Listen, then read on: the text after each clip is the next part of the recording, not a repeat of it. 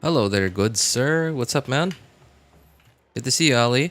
Uh, did I for some reason? Okay, you were here earlier, like in the stream earlier today. Well, I was yesterday, sort of, because it's 12:43 in the morning here, so technically it's Tuesday already. But yeah, did I ever respond to you? I don't remember like talking to you. I remember seeing your messages saying like, "Okay, well, you're just passing by because like you have school or something." Um, no, like so technically it's yesterday because my previous stream for you probably still earlier today, but for me it was technically yesterday because like that was Monday and now it's 12:44 a.m. So technically it's Tuesday here. So again, technically yesterday. What's up, Ems? It's potato. Okay, cool. Potato chips. Chisps, right? Sure. That's I guess that's food. What's up, man? What's up, Ems? Good to see you, man.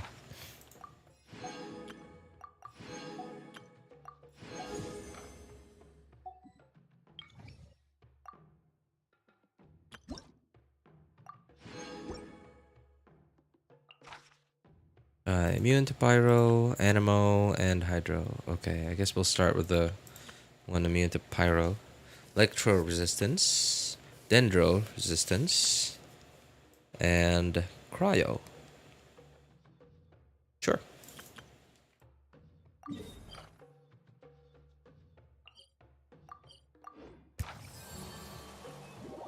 And we were talking a lot and getting ignored, so I left halfway through.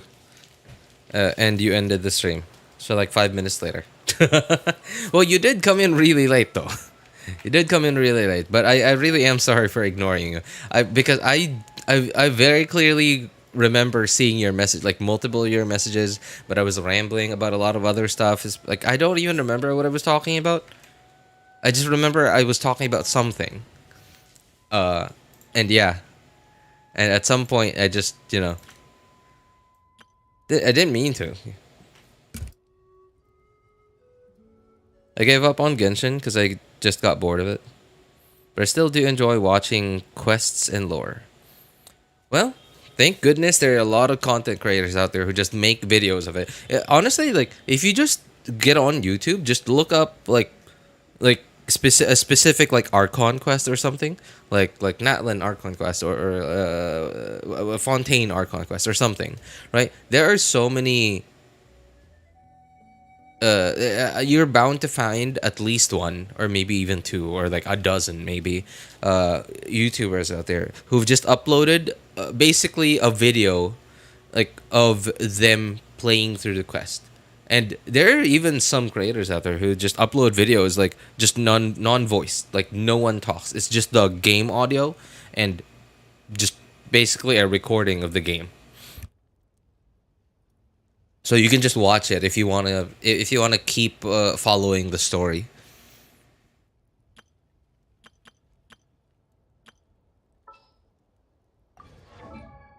My fault. My class ended that time. Oh, well, nothing you could do about your class schedule though. Mirror Archon Quest was definitely fire. Just did it yesterday. The Mirror Archon Quest. Oh, it was lovely. It was lovely. It felt really nice, like, cause like Nahida, she's like she has, she gives you similar feelings to like what you would feel for Farina. You know, like you just want to protect her, like especially because it's Nahida, right? Like she's adorable. Nahida's just lovely. Speaking of Nahida, like she's right here actually.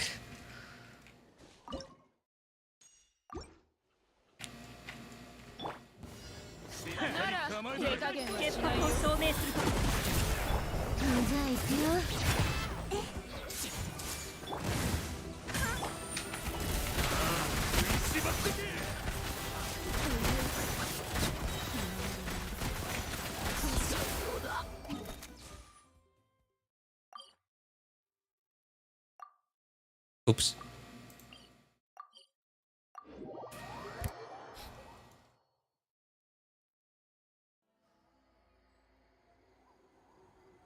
Just doing quests helps quite a lot, to be honest. If I'm stuck in a puzzle in a quest, I actually waited for the dialogue to end, so I was really invested. Wow, really? That's quite a lot of investment, both in interest and time.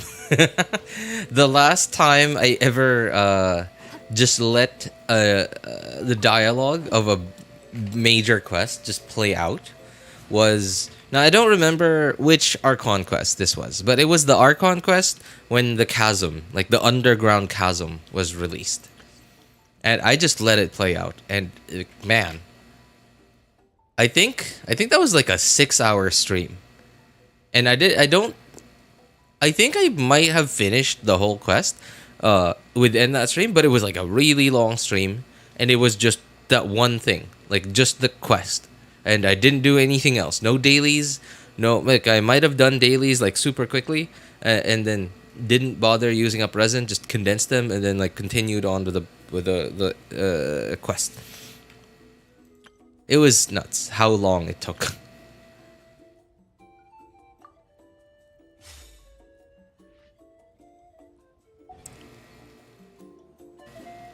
Hey, what's up, Mr. J? How's it going, man? Personally, I loved Fontaine because it felt like us as the player felt like we were watching a drama and changing Fontaine's fate without entirely interacting that much with the characters. Yeah, yeah. Fontaine felt a lot more like a movie, is what it was. But what made it better was that because, especially for some of the older players, like who've been playing the game for a while, we had a certain attachment to some of the characters that were already released.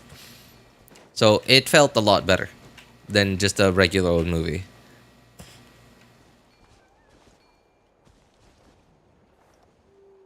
Beef and Al-Haytham and Sino. Man, that was so long ago. I don't remember anymore. Oh wait, no, I do remember. It was the desert thing. Like when we first met Sino. After doing some arrow. Shouldn't have started the Fontaine quest immediately. The change in environment threw me way off. There is quite a bit of a big environment change. But I think it was okay. I think the sudden change. Well, I think the change.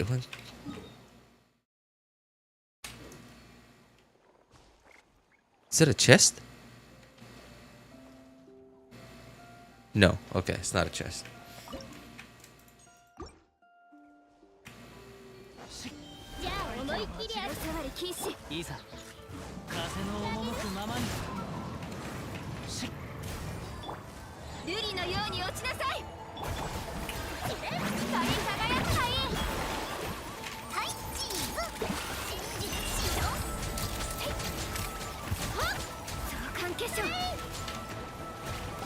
I missed the third shot.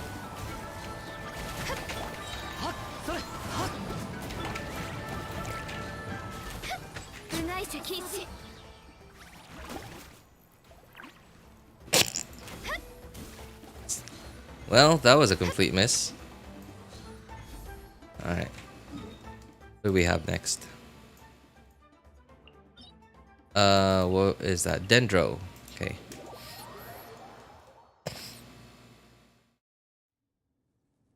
Why would you use Kazuha first? His buff is the shortest. Because it's the only time that I can guarantee that there's cryo on the enemy.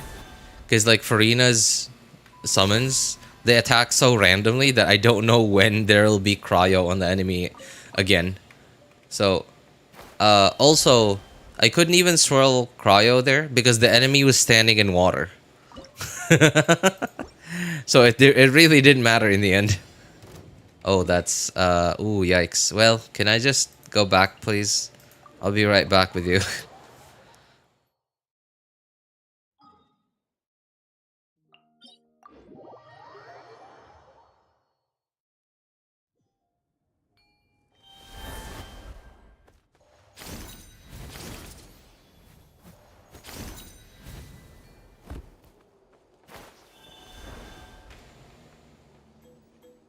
Man, honestly, I'm playing Ganyu now, and I suddenly got excited for the rumored cryo support that's coming. I'm suddenly really excited, man.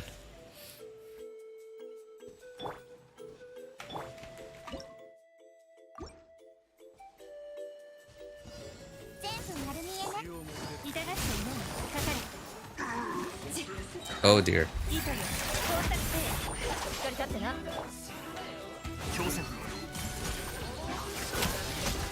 Where is the dude? Where is he? There he is. If only I could just attack now. I could just thank you. Let me attack, please. Dead.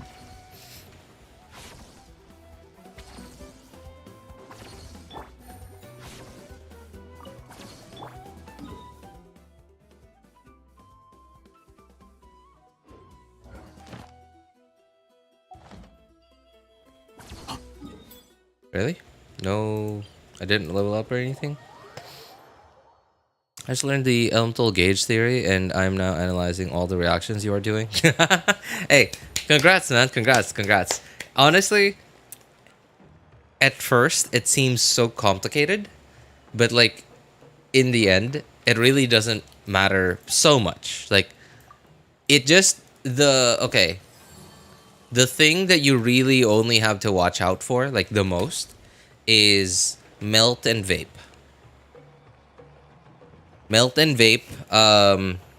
There's some more, like, slightly more complicated interactions between cryo, dendro, and hydro. Not cryo per se, but like hydro, cryo, and the freeze reaction, like the frozen status on an enemy, and dendro.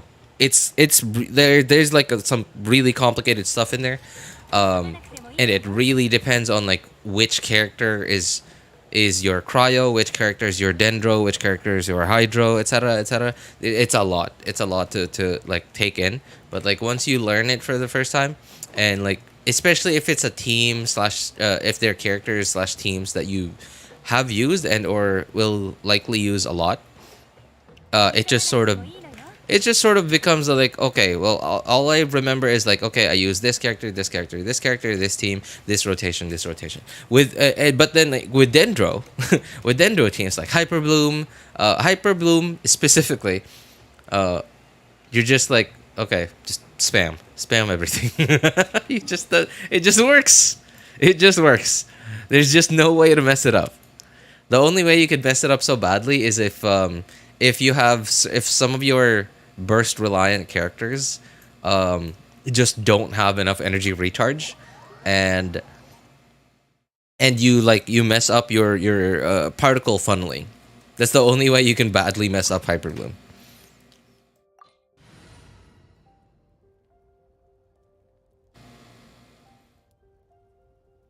We don't talk about, yeah, fridge. No, dude, it's not even just fridge. There's like, so if you I don't know if the whole like meta community refers to these like cryo hyper bloom with a cryo character teams, right? Like there's like teams that Zajeff specifically refers to as fridge, hyperfridge, saute, or like dude, I have no idea. I can't remember. I can't keep track of like all these like culinary themes that the Jeff comes up with. And I don't know if the whole like theory crafting community uses the same terminology. um, but yeah, it's complicated. Freeze and burning, they're just because there's really only one quote unquote burning character, and he's not even like burning. He doesn't do anything for burning. He just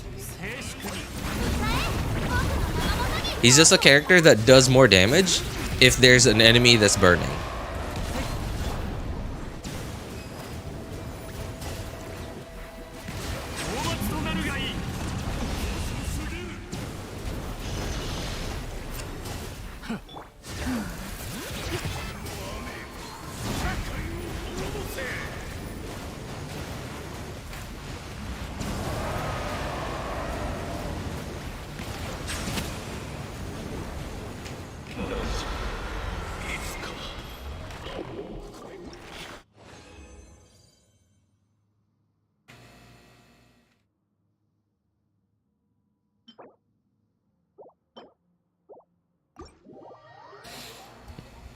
Yeah. The more there should be many people at this time. No, I think it's just a bit late because I did start really late. Usually my evening streams I start at like 10:30 or 11, maybe 11:30. Today I started at like 12:30. So yeah, I think it's just an unusual time for me to start.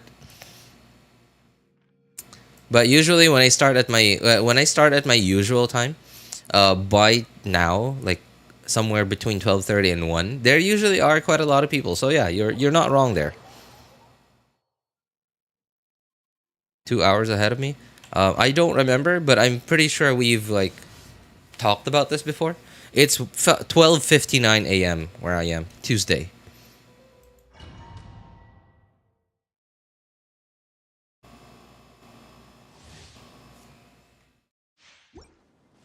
So you tell me.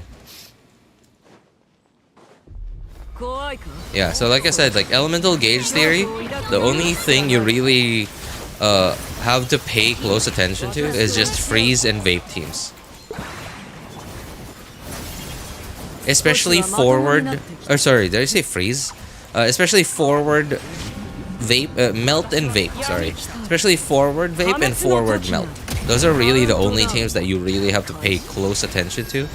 Like you have to pay close attention to like who your pyro applier is in forward vape and who your cryo applier is in forward melt.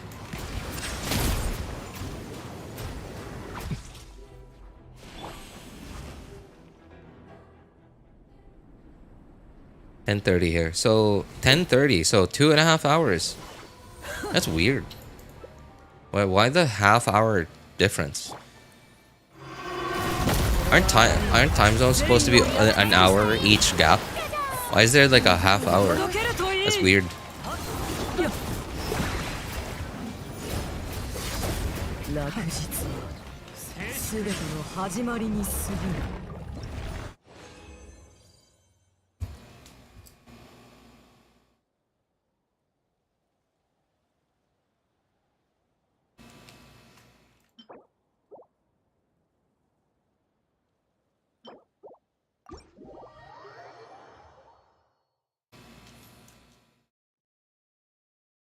Does the Xilonen skill sprint also have immunity frame? Immunity frames, dude. Just call them iframes. You don't. Immunity is not the hardest word to spell out there, but it's also not the easiest. So, yeah, just call them iframes.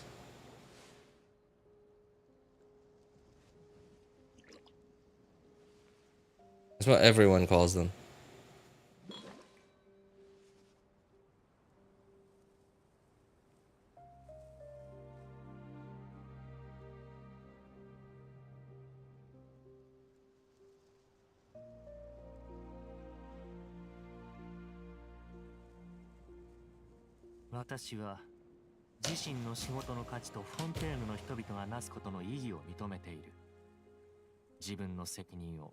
誇りに思っているのだ。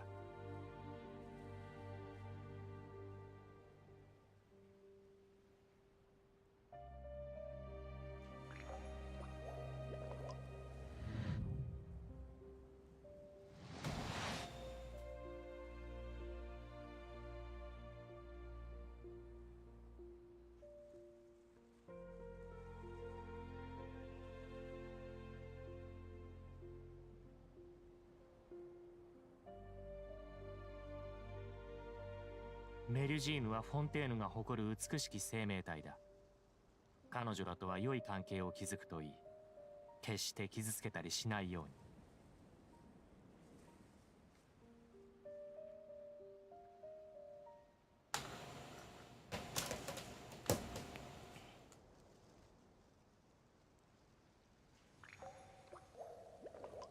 But you're not living at exactly the longitude lines, right? You're a little too far left or too far right.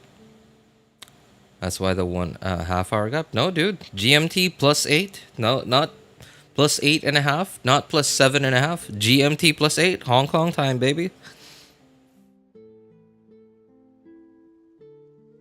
私は自身の仕事の価値とフォンテーヌの人々がなすことの意義を認めている。No weird half hour thing. 誇りに思っているのだ。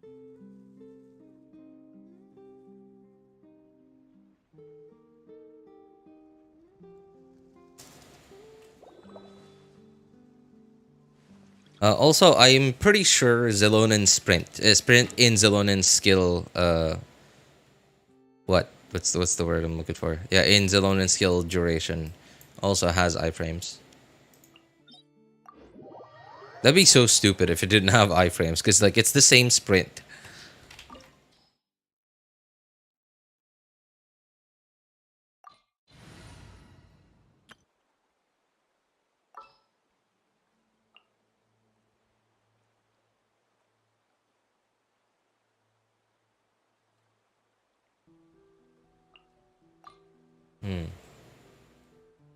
Yeah, okay. I guess I'll go with melt.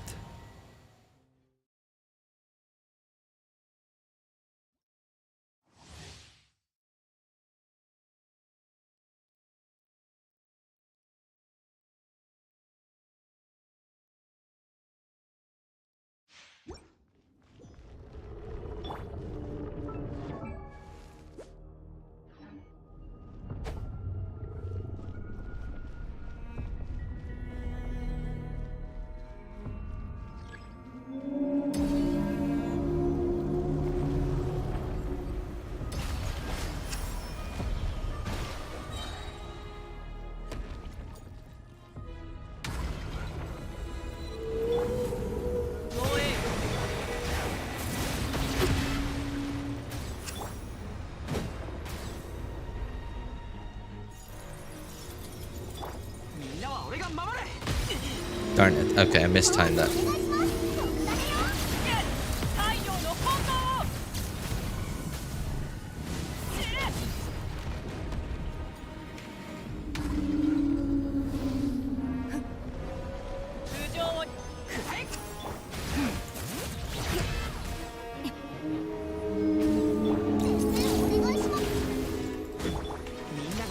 First, go, and then you.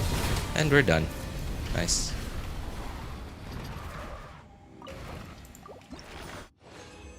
That wasn't bad. That was one of my less cringe runs with this weekly boss. Neither I nor you are living at exactly at the longitude lines. We will obviously have a non-quantized time gap. Yeah, but then like no, well, okay, maybe not no country, but like it's just no country is. I highly doubt that one of our countries is exactly at halfway between two longitudinal lines. Hence, the one of our countries is like half an hour off of an exact longitudinal line. So countries don't decide the number of minutes based on their exact location. They just okay, which well shoot, which longitudinal line are we at? And then okay, which one do we think we're closest at? Are we gonna have the same time for the whole country, or are we gonna have different time zones, like the U.S. or something, right? So and then like look at China. China's huge, but they all just use one time zone for the whole country, right? It's just it depends on a country.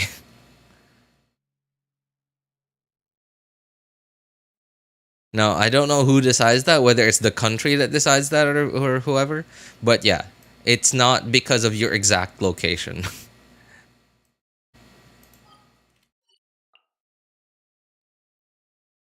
Do I need to condense resin? 17. So that would be 4, 3, 2, 240, 4 hours. So yeah, 9, 7. So 6:20. 1 a.m. plus 5, 20. Okay. All right. No need to condense any more resin.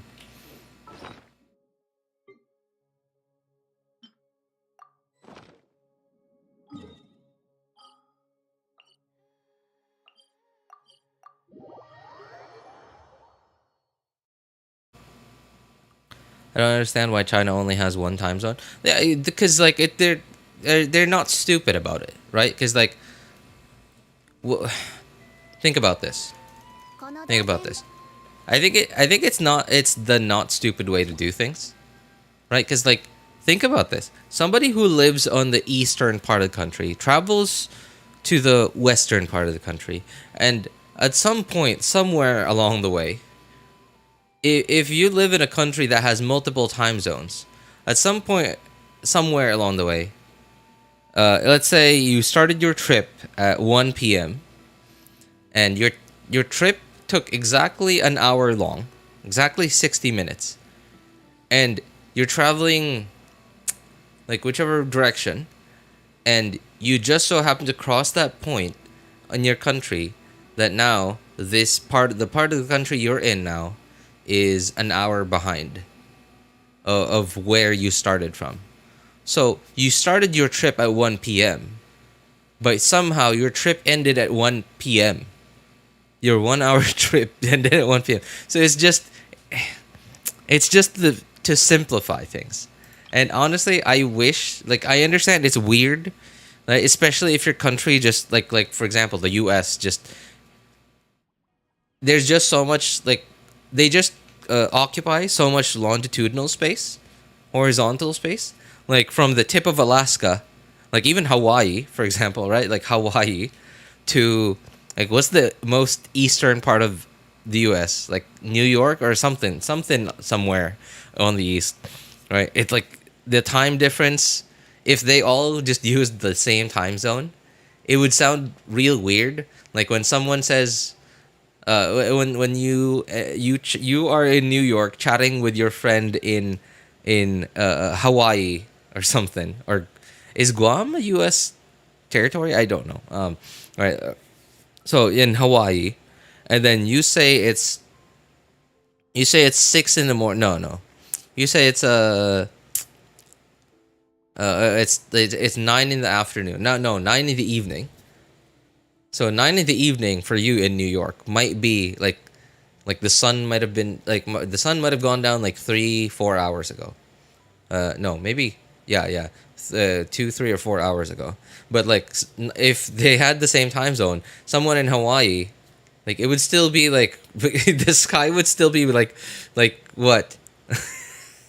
Like 2 in the afternoon, the sun's still in the middle of the sky, 9 p.m. I understand that like why certain countries have to use multiple time zones, but I just find it to be really annoying because like if it's the same country, right? Uh so if you belong to the same country, you travel from one part of your country to another. So there's no like trouble traveling from one part of the country to the other, right? Because it's the same country after all. Um so there's nothing so significant that you had to do to travel between your origin and your destination that makes you think, oh yeah, that's right, I gotta change my watch, I gotta change the time, and then, oh yeah, that's right, how far did I travel, how many hours should I turn my clock back or forward. It's annoying. It's annoying, but yeah.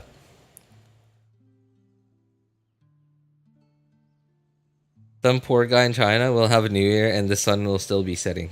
That's true. That is true. Very true. But then again, they don't really have the new year like we do over here, right? They follow the lunar calendar instead of the solar calendar. So I don't even know if it's. I'm sure it's probably like a midnight thing as well. But yeah.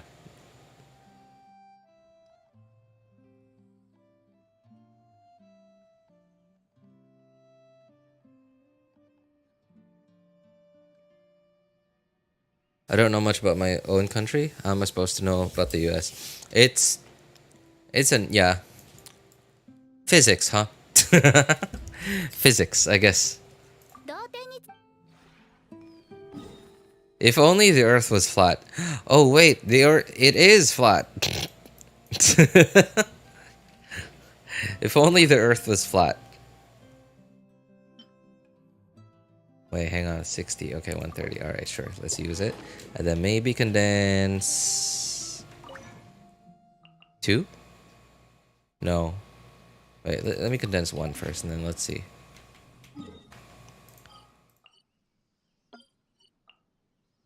Okay, 14 hours. Okay, yeah, definitely need to condense 1 more.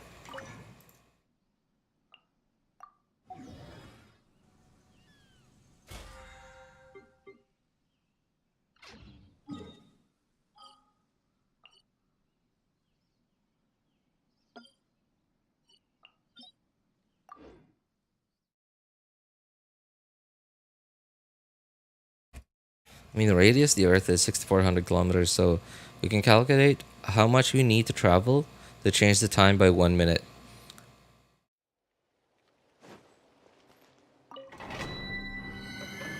Yeah, but then, like, knowing the number, like, sure, it's a good way to start being able to visualize how far it actually is, but, like, being able to see the distance in number is still going to be very different, vastly different than being able to like actually travel that distance. It's like when you're like doing math stuff for like the universe, right? Like light years and like hundreds of millions of kilometers or whatever, right?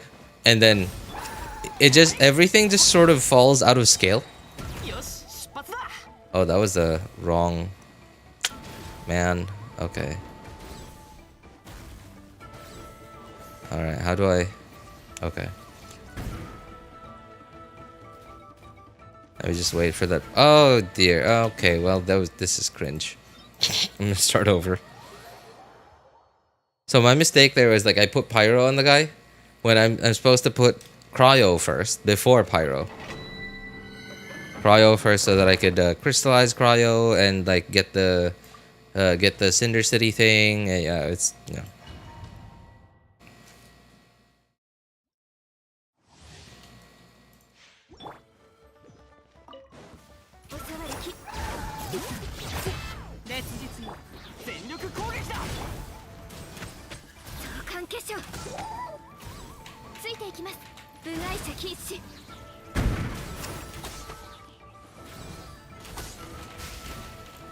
Oh.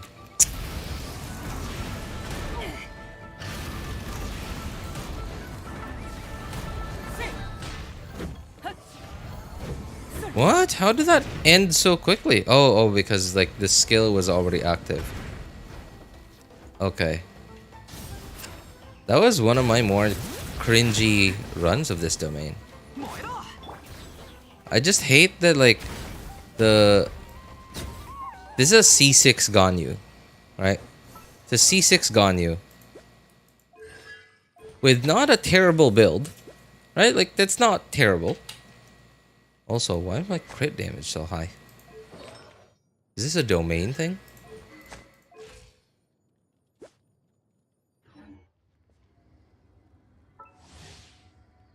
Plunging attack hits an opponent, crit damage. Oh, okay. 30% attack increases. Characters plunging attack hits an opponent. What does it mean by there? It was Mawika that did the plunging attack. But the whole team gets more crit damage?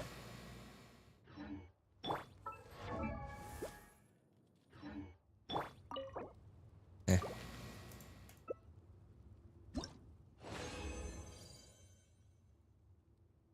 Learn dragon striking? Oh no, dude. Just pull up Xianyun and you're good.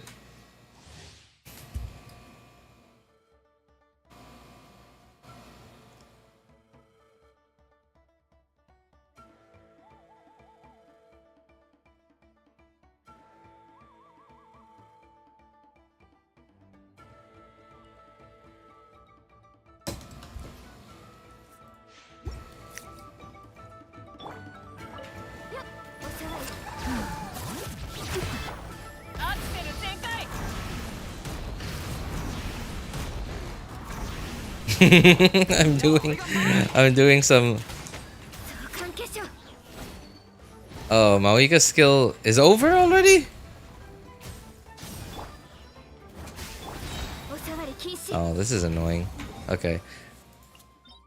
I still don't have like a good rotation for a good team of this domain because like my Nuvolette team is just barely not enough to single rotate without having to Farina burst.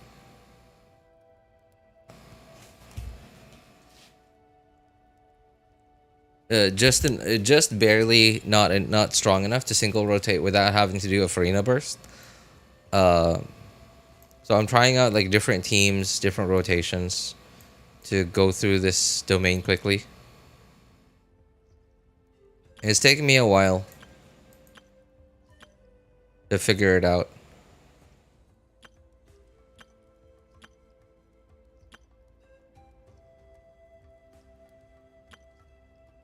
And I can't just use like a melt team or something. Or like, I mean, like technically, yeah, this is a melt, but then again, like Ganyu's an old character, so like she just doesn't have the multipliers for it. Literally, C6 Ganyu, just doesn't have enough multipliers to pull it off. At least not with my build.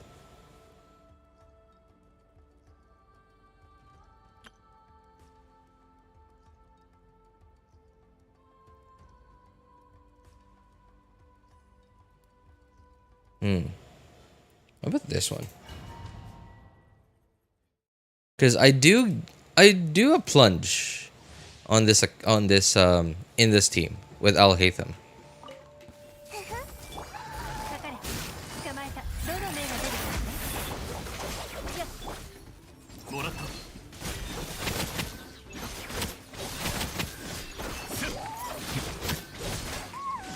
Okay, that was pretty fast. Oh, that was kind of fast.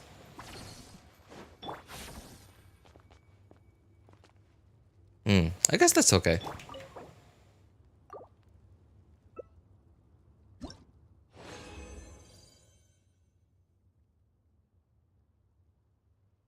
Just put more R on Farina? More R? What does that mean?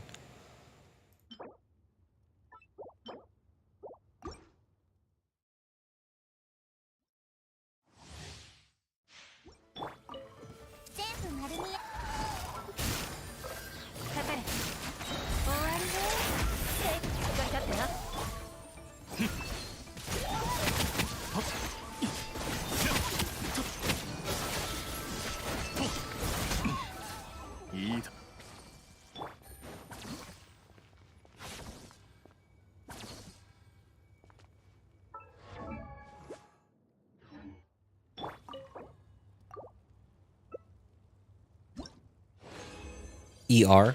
Oh. I mean, I have enough energy on Farina. It's just that her burst animation just takes so long.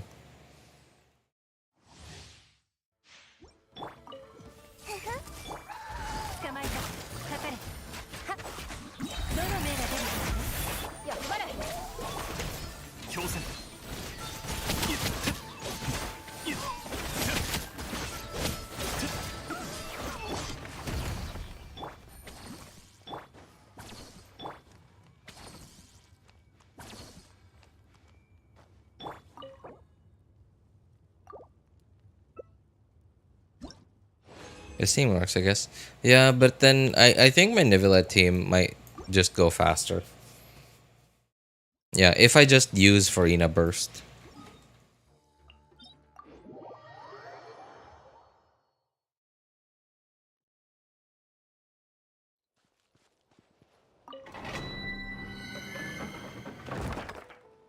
Yeah, that's true. That's true. I mean, I did you notice it did happen to me that last run? Yeah, yeah. It did happen to me that last run. Like it took like Al Haytham got stuck for like half a second there while doing the plunge. How you only playing? What? What did I just say? How long you plan on yapping today, old man?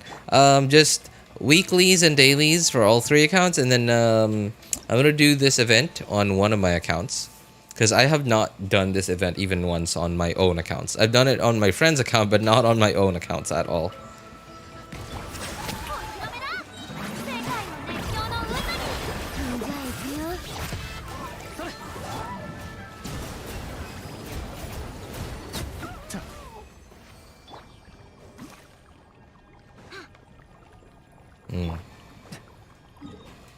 Yeah, I think the Nivilla team's still faster. If I just do, but I'm gonna have to use Farina Burst if I want to make it consistent. Because there are times when I can single cycle it without Farina Burst, especially on this account. Um, but it's like hit or miss. It's hit or miss. Yeah, I think I'm just gonna have to go with the Farina, the Nivilla team, but just have to use Farina Burst.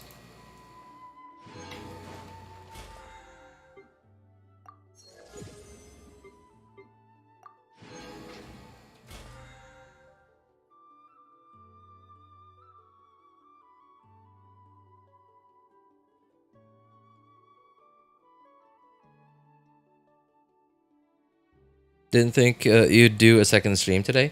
I didn't either.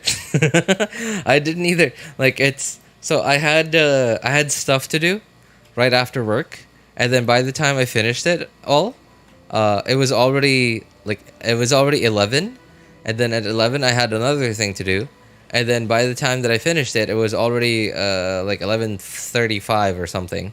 And then I was like, okay, well, I have another thing to do at 12, and I was like, okay, well, let me do it then. And by the time I finished that, it was already like 12:30. I was like, well, am I still gonna stream, or like should I just like call it a day early, and then just wake up early tomorrow? And then I thought to myself, like, me wake up early? Like, maybe if I sleep early, then I will wake up early. But then again, I'm just gonna try and go back to sleep anyway. And then, like, I'll just, in the end, I'm just gonna get up at the same time as always do. So, like, no early stream. And then if I do that, then my resin was already would have been already capped. And I was like, okay, well, this is gonna be annoying. Um, okay, whatever. All right, just stream, weeklies, dailies, and then maybe the event once. Okay.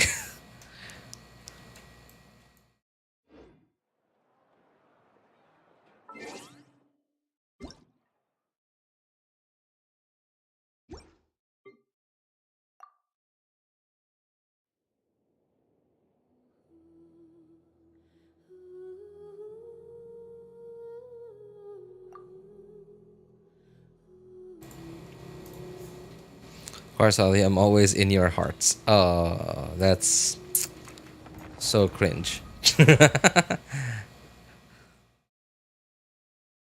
Started doing domain in co-op because I feel lonely doing domains alone for so long. Co-oping domains is way more fun, even if it does take more time. It takes up way more time, like way too much time for my liking, honestly. You never know who you'll run into. Yeah, that's my problem. Is like I never know who I'll run into. It could be someone that actually makes the domain run fun, or it could be someone so infuriating. So, yeah, no thanks. My tolerance for for negative things is so low that I'm like re. How do I already have 500 of this stuff? Okay, I guess.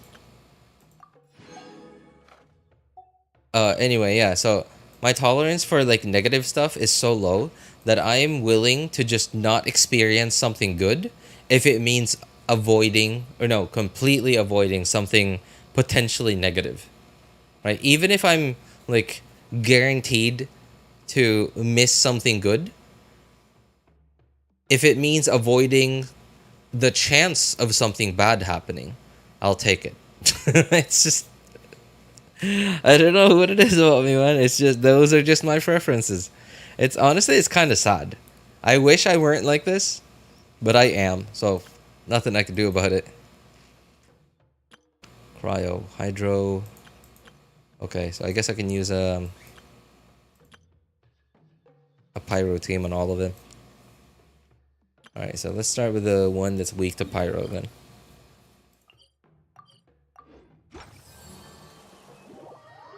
Already reached level 36 on the battle pass. Trying to find out how fast we could do the battle pass. You could do it really quickly, actually. Like, with just a few things. Because, so, you have to remember, there's like a weekly XP limit. So, you shouldn't try so hard to do, like, all the weekly stuff. Back in the day, way back in the day, I used to try hard.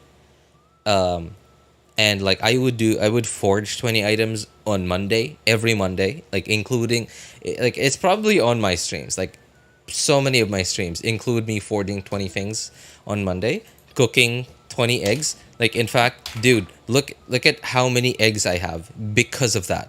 Like, where are they? And this isn't, remember, this is my second account. This isn't even my main account. My main account has way more because of that. So what else? So oh man, what else did we used to have before? So there were a few weeklies that don't exist now anymore that we used to have. There was like collect 100 leeway specialties or something.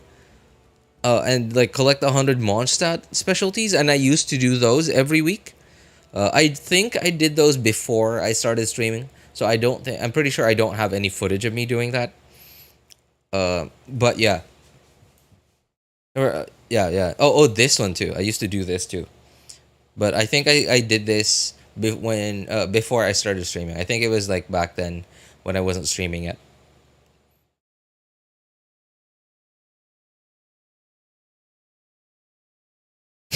Both Bro was the one that caused missing baby birds. Yeah, there's like there's like an entire generation of birds missing, right? There's like you like if the eggs that I caused to go extinct for a few generations were humans, you just see like this weird gap in the population, right? Like doing a population census, you just see this giant gap, like weird giant gap. Like you just see like a bunch of people, like a huge population of people in a certain country at like between 45 and 60 and 70 and 80, and then like this giant gap of people, like just no humans at all between the ages of 25 and 45. That's, yeah, they here they are in my inventory, sitting as cooked eggs. Breaking news: RJ surprised by his hoarding habit. I just AFK'd for a moment and came back to RJ, wishing he wasn't like this. Without Ali in chat, I'd have no context. I'm also forging 20 items every Monday and cooking. Also doing ley lines is the most pain. You really don't have to try it. Like, it's, dude, I don't even do anything that I don't need to do, and I still max out the battle pass around 1 to 2 weeks before the battle pass ends, and it hasn't even been close. It's just been so consistent every time. Like, for, I think I haven't tried hard, like for the battle pass. I haven't put in any effort at all with the battle pass for like almost 3 years now. because remember, you get a bunch of like just look at this. Look at how much you get, and these are like event stuff, right? I think this is just okay. So not all of this is from one event, but I think three of these is from one event. Like look at that. Like three of these, what 4,500 XP? It's like 4.5 level battle pass levels, and there's like a bunch more events. So yeah, no, like you really don't ever have to try hard at all. And there's the abyss, the abyss one, which is okay. You may or may not experience this one, but then like it's it's like the whole battle pass period. So like 1,500, no problem. スメールの水は複雑でじっくりと舌で味わう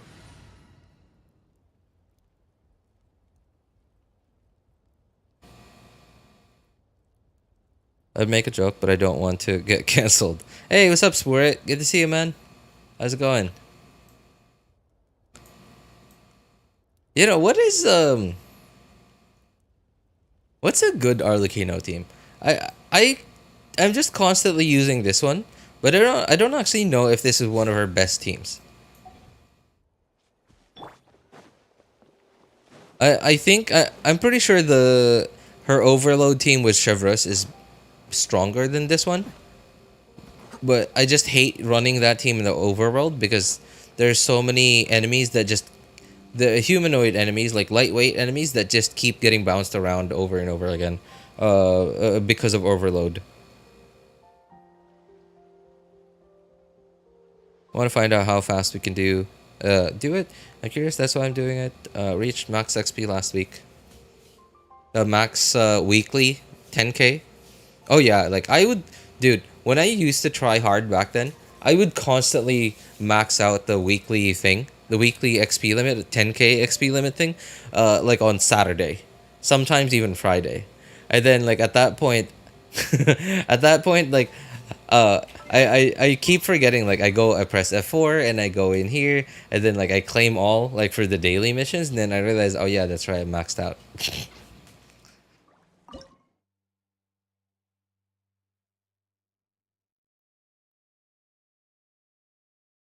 Oh, would you pronounce the A in my name like the way you would pronounce the A in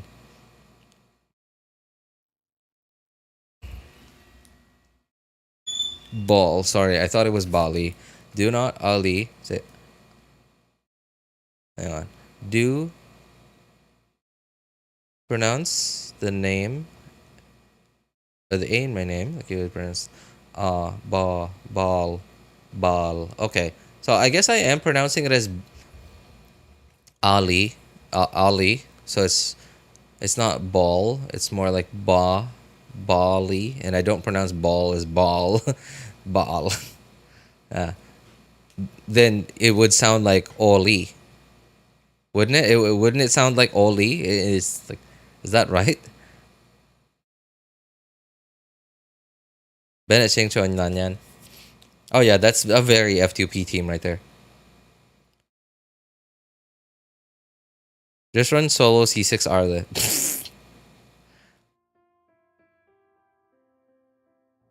I'm just gonna call you Wally. Aladdin. Like the way Aladdin? Yeah, but I don't pronounce Aladdin as Olodin. I pronounce it as Aladdin. Ah, with an A, like apple. Aladdin. The first A is though. Aladdin. I don't pronounce it as Aladdin. Pronounce it as and then la din. Uh. Ali. Ali? Like that? Ali? The first A or the second A? Hey, what's up, Luap? How's it going, man?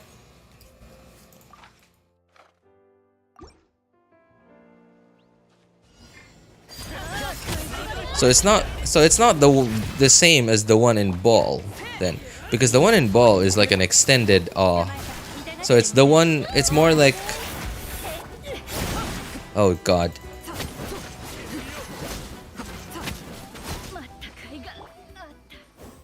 So it's more like let me think. It's more like the sound of E um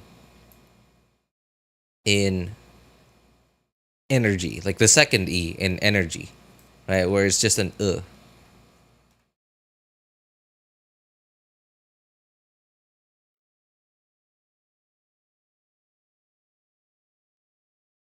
Yeah, but then the A in ball is like an extended ah. It's not just an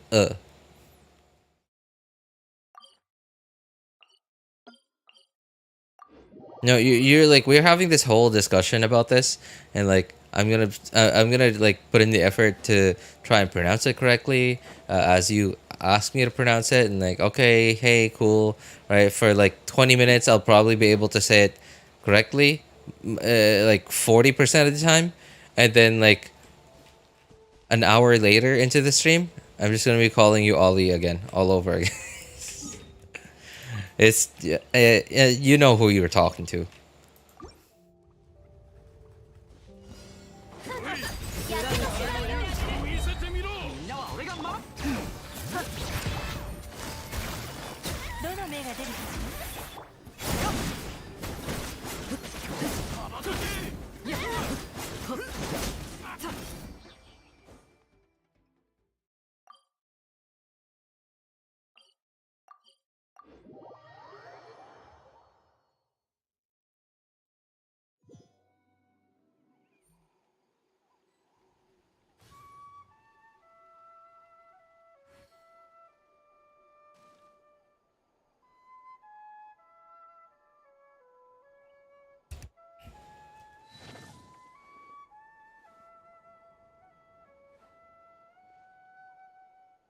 I said a ball, not just ball. But like, okay, so why did you have to type in the word ball then if you wanted the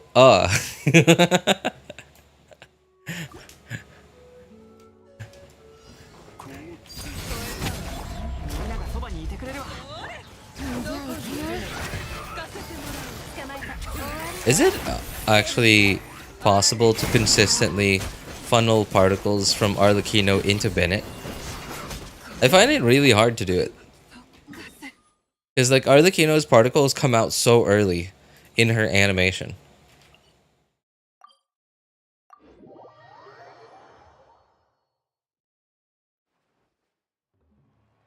Let's just call him a dog from now on and keep it simple.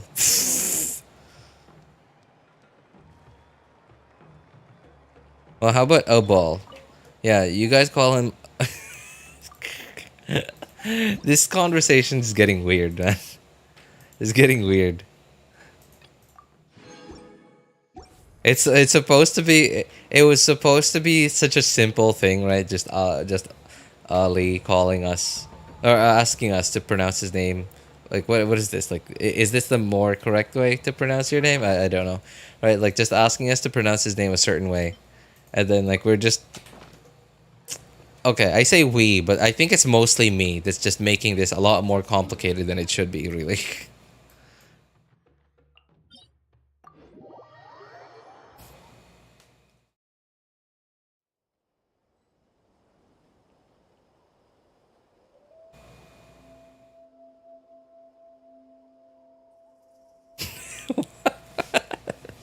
Wally.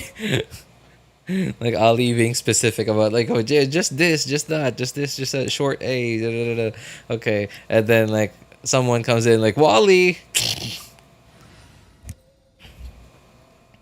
Eva. Wally.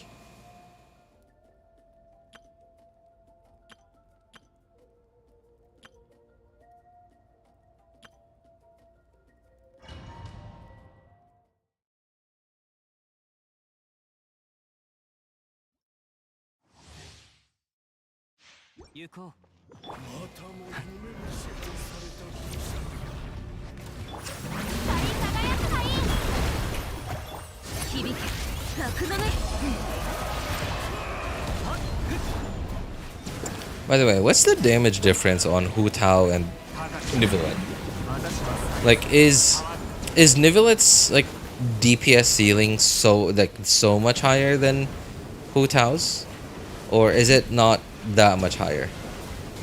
Because like, so my Nivelet on my main account can on certain enemies get up to like 100, 105, 110k per tick.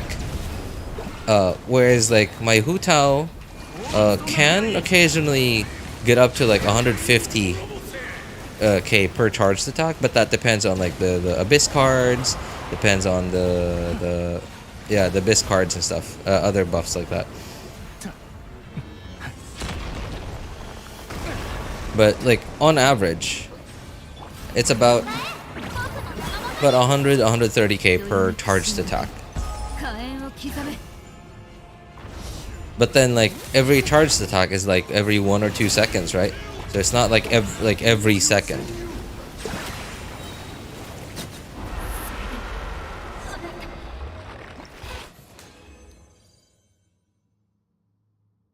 Say my name. Hey, what's up, I Cancer? I don't know, man. I don't know what else to tell you. That's literally the spelling of your name. I and Cancer. I can't like I don't think a Cancer would be a better way to read it.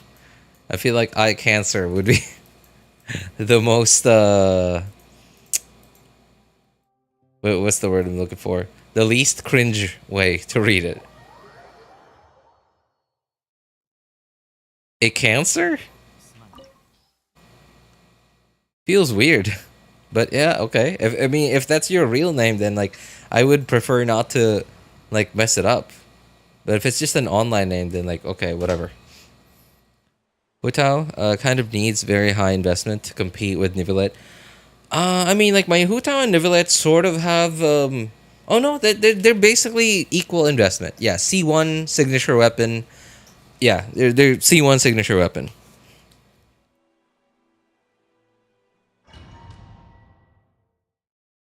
Eye cancer. He typed out like I, like EYE cancer. Jeez, that's oh man. I'm just thinking about it. It's making me feel weird. Can you imagine how that must feel?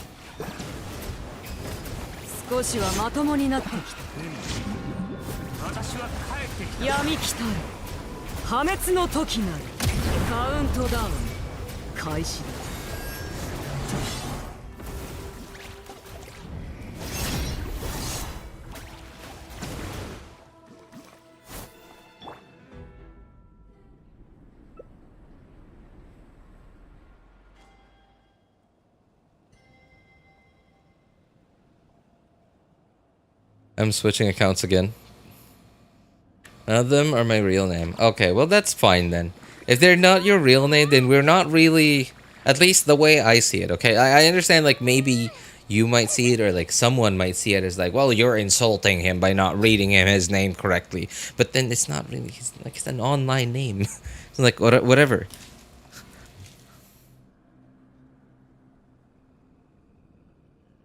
All of you are, hang on, let's read this. Floxin no sin nihilipilification. Okay, sure. Fafation. Okay. These are not the droids you are looking for. Dude, why did I have to like do the hand gesture when I said that line, man? It's hard to avoid. It's hard to say that line without doing the whole like hand gesture thing.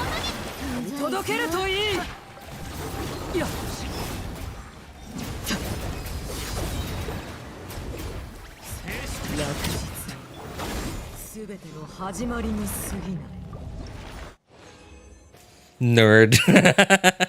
Hey, I've never even seen a single Star Wars movie, okay?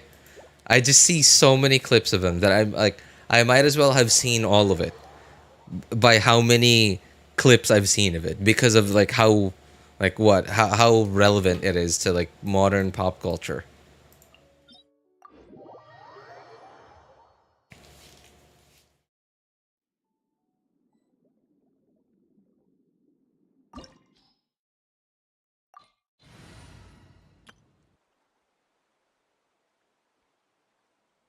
I remember seeing news somewhere.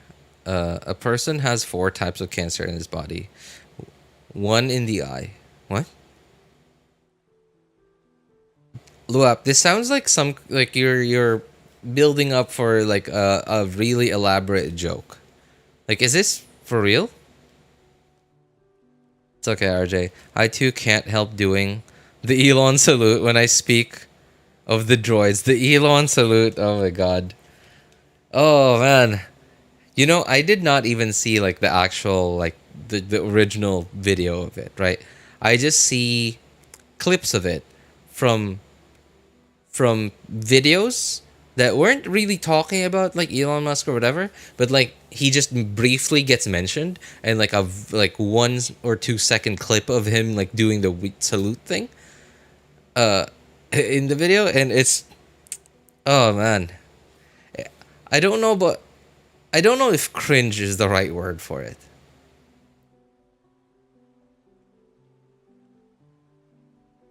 Embarrassing, I think, is a more appropriate way to say it.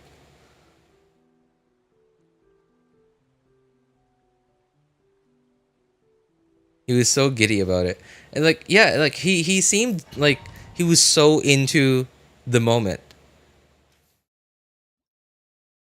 He seemed like he was so into the moment that like it just came out of him.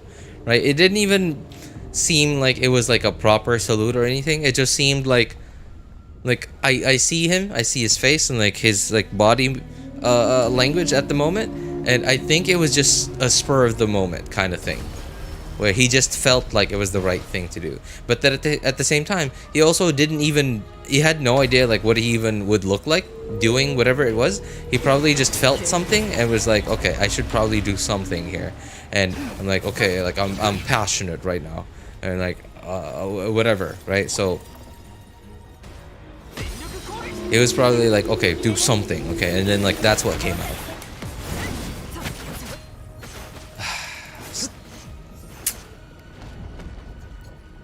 Okay, whatever. I'm not even gonna bother complaining about it this time.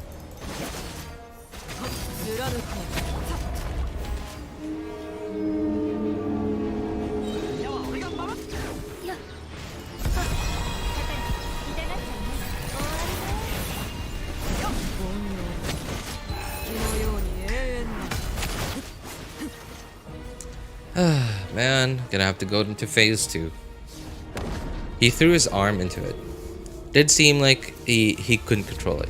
Yeah, like it's like I don't know how I understand that feeling.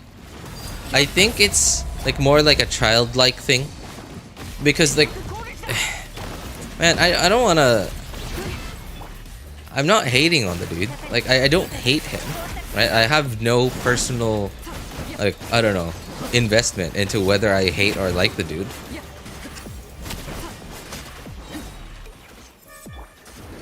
I could just tell that he is so like what, childish. And it's like, it's so clear to me that he is like, I mean, obviously, sure, the dude's smart, but he's clearly not I wouldn't say not normal. Yeah, I don't think that's right. He's clearly just not average. Yeah, like he is sort of like living in his own world, and I think his success has like gone to his head, like and not just recently, like for a long time now, and now it's gone.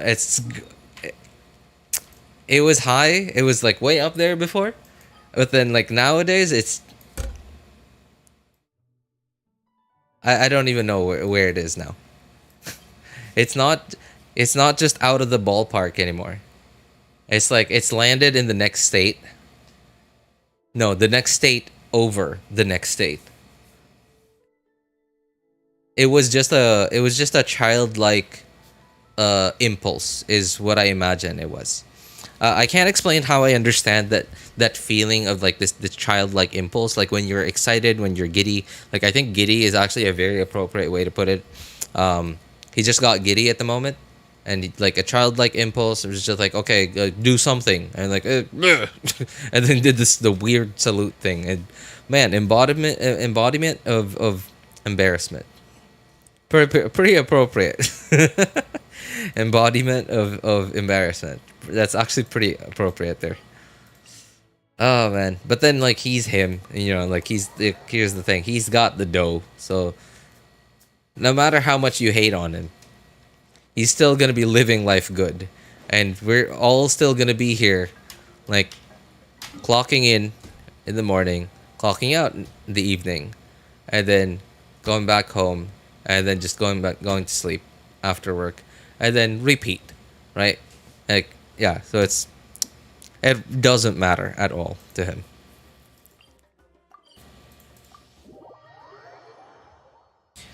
Patterns on the floor you see when the characters and the whale moves is actually stimulating the movements of the surface of fluid in phase one. Okay.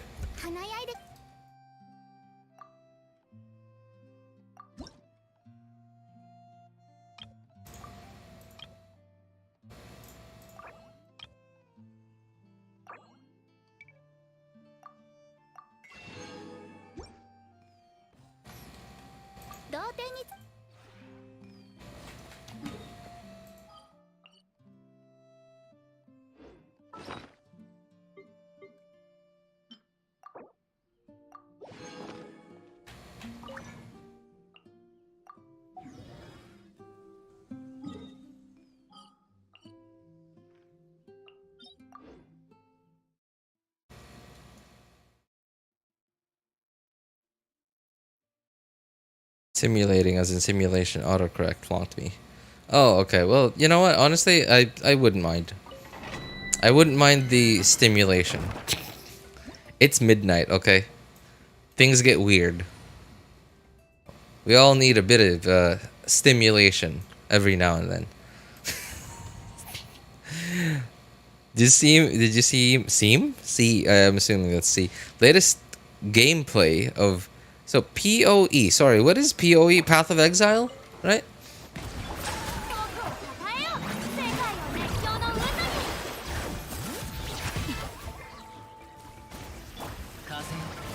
Is moving his head and spazzing out on the horse tranquilizer. Dude, like, isn't it even? Isn't it like? Hasn't it been proven that he doesn't actually game? That the accounts that he shows people that is his, and the account that he plays is like it belongs to someone else or something, or like even if it doesn't belong to someone else, like he just has someone piloting it for him. I don't know. Like I remember seeing a video of someone talking about this before.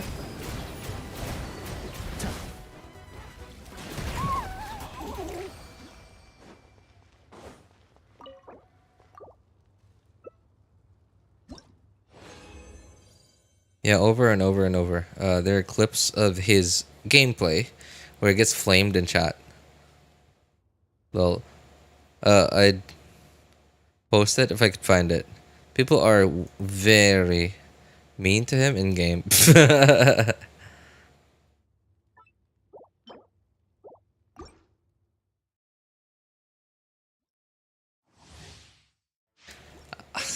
Is that even? I. Is that even supposed to be surprising? I don't think so.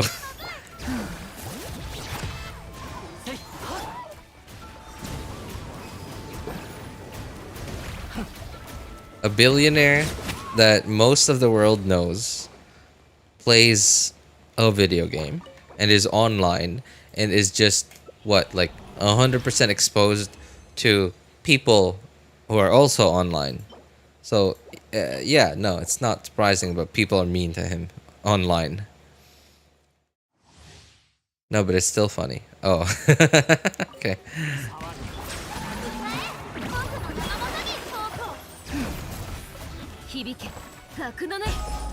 But then again, like, honestly, it doesn't. Again, going back to what I said earlier, it probably, no, very likely doesn't bother him at all, right? Because like at the end of the day, he has all the money, and everyone who hates him don't.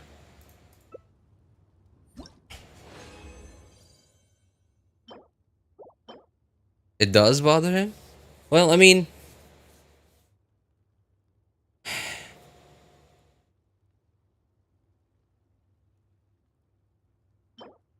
he he is a very emotional dude.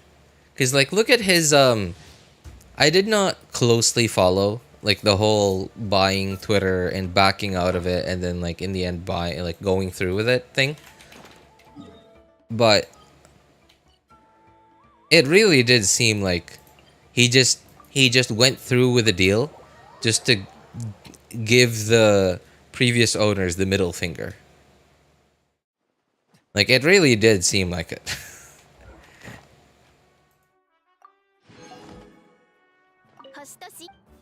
He's insecure and lowly AF. Yeah,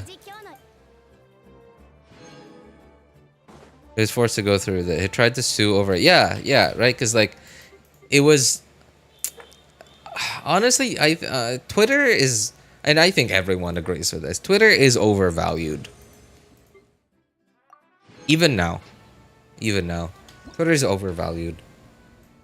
And like when he made his offer, it was overvalued. And when he found out that okay, well, almost everyone on the platform is a bot. There's like no humans here. And he was like, well, okay, well my offer was for this, and then this is what you have. And it was like, okay, well, I guess I can't back out now, but like, still, you lied to me. And then like, but wait, like you lied to me. Like, you know, no, this isn't what you told me. Like, I have to back out of the deal. And then like the contract, no, you can't. And like, okay, I'm suing you. Okay, and then like saw that like well we're on the losing battle here. And like, okay, well whatever. Middle finger. Like I'll just buy the whole thing. Tesla is overvalued, literally running on Elon hype.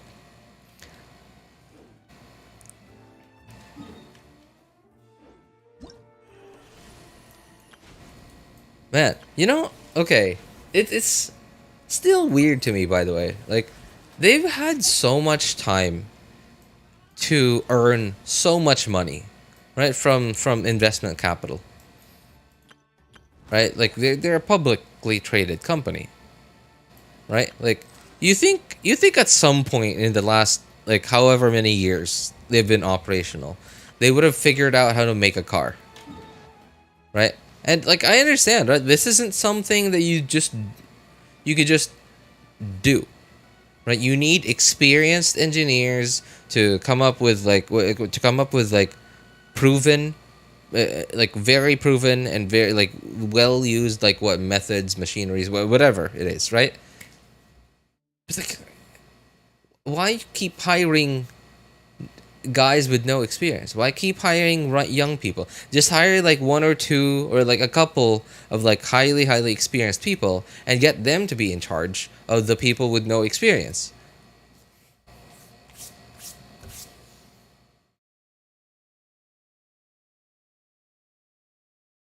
He just entered that deal to look cool and was forced to go through with it. That is very likely what happened. Was like, okay, I'm gonna buy Twitter. Okay, like look at me. Okay, like you. Okay, he probably you know how like he's always like saying stuff that's like out there and like is clearly a joke, and then at the same time because he knows he has money, he knows that he can like dip like okay, some like well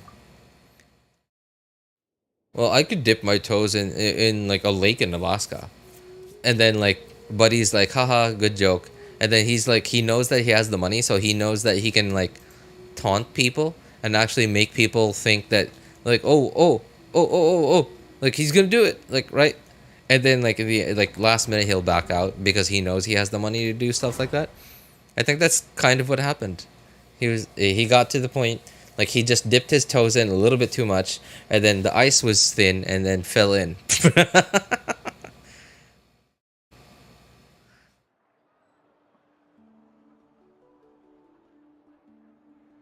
He was so salty about advertisers leaving. Oh man, dude, that was something. I watched that whole interview. Uh, it was man, I would hate to be the guy on stage with him. If I was the guy on stage with him, I would have just quietly got up off my chair and then just walked off the stage instead of like just sitting there like awkwardly. Oh god, that must have been so embarrassing to be there. Good analogy. I mean, like that's really how I see it though. Just somebody who, yeah, who wanted to prove something. Like, okay, and typically stuff like that, it's stuff like that. It's the insecure ones that do stuff like that because they think they have something to prove. They think they have something to prove. They think nobody believes in them. So like they, what's the word I'm looking for? So in Cebuano, in Bisaya, Filipino language, one of the Filipino language, I guess, in my native language, we have a terminal, we have a word for this. We call it garat garat, and it means, oh man, I don't know how to put this into words in English. I guess it's exactly what I described earlier, like in English. Is like when you are pretending, when you're doing something just to get people's attention, and doing something that you think other people don't have the cojones to do, even though you don't have the cojones to do it, but because you have a certain amount of a certain resource that allows you to reach out a little further than what most people would be willing to reach out.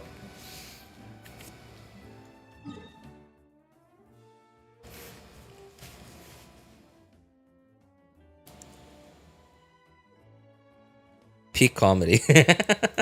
And he even, man, what's funny is like he even calls out a name, right? He like calls out Bob. It was so cringe. Man, dude. Ah, man, I can't. Every time, right? Every time with America, like the last 5 to, like, I don't know about 10 years, but like 3, 4, 5 years, including Trump's first term, I just cannot avoid thinking of idiocracy. It's hard to, yeah, it's just, I can't avoid it. It will, every time I think about it, it just always comes to mind. It's happening. I mean, I know it's been happening for a while now.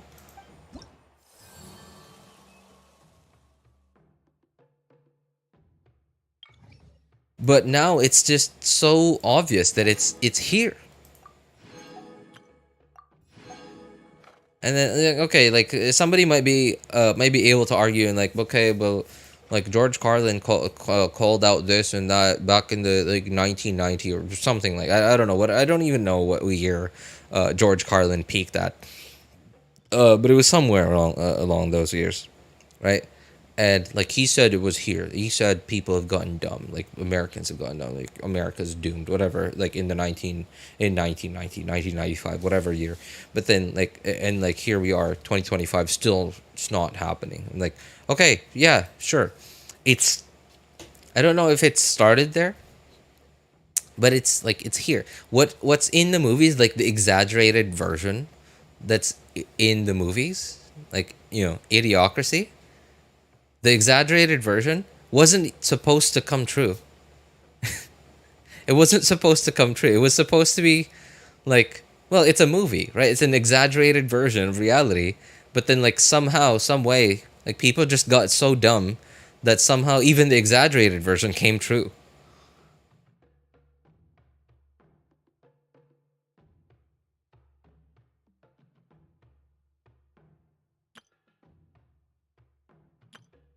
Animo. Okay, cryo. Immune to cryo. Everything's immune to cryo.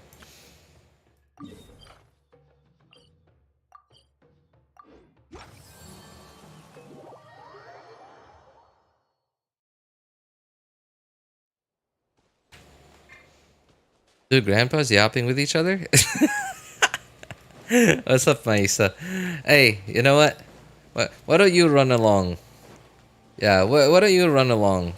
darling. Just go play with the go play with the other kids. Okay? Like grandpas are having a conversation here.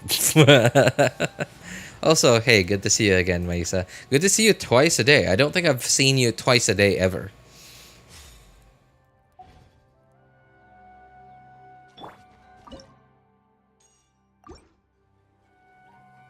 Jay's also a grandpa? Dude, he's... The guy's... Sorry, okay. You know what? No, I don't think you might. But, yeah, the guy's older than you, man. He's been around longer than I have. And, he's probably seen a lot more than I have. Just look at him. Look at those eyes. They've seen things. I don't know, I've never seen you stream twice a day.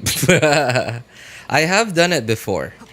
I think this is only the second time I've done it, or maybe the third time. But yeah, I'm pretty sure less than 4. Less than 4, less than 5 times. Yeah, I rarely ever do it. Go play with your Barbies. Double stream today? How? Oh, hey, what's up, Bulbasaur? Well, how?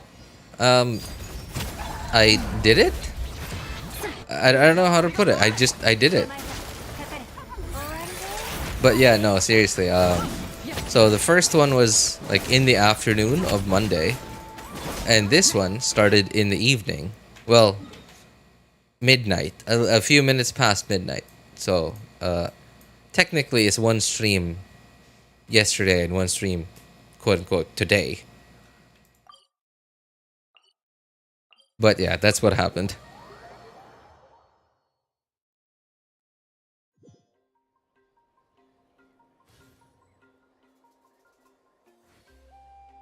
What Barbies? I used to play football when I was 10. Football? Wow. You're a sporty gal. Are you still as sporty?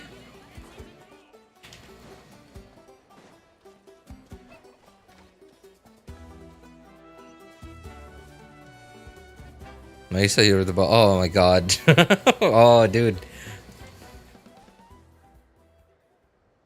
Why are you attacking me? No, I'm rotting in bed all day. But you were so sporty when you were 10. What happened?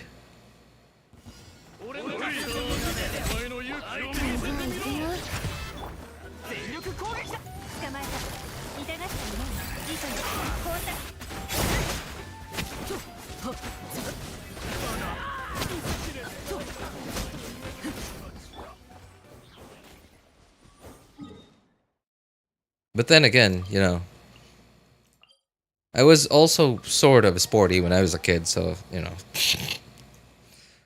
Genshin happened and Wuwa as well. Really? Is it really only because of those video games? And not because of other video games before that? For me, it was pinball. Pinball and solitaire were the beginning of the end. Yeah, pinball and solitaire. And then a little bit afterwards, it was GTA, Vice City, and San Andreas, and then it was Dota 1. Dota 1 and StarCraft Brood War, like not remastered because like this was like 2004, so no remastered, like OG StarCraft. What else was it?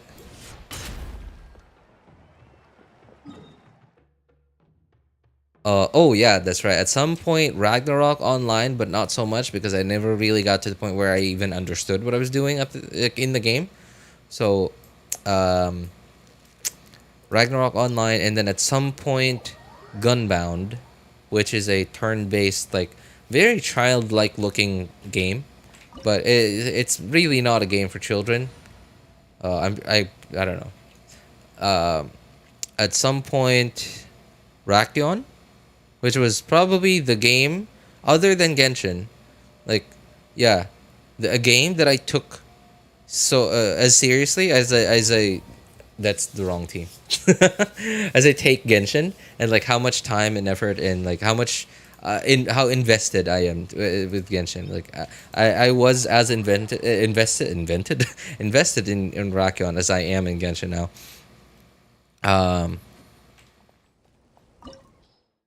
What else? So after Rakion, what happened to me? Oh, Flife. Yeah, Flife as well. But not like Flife, like official Flife. Like, yes, at some point Flife official, and then I got hacked, and then like I was like just jumping from private server to private server.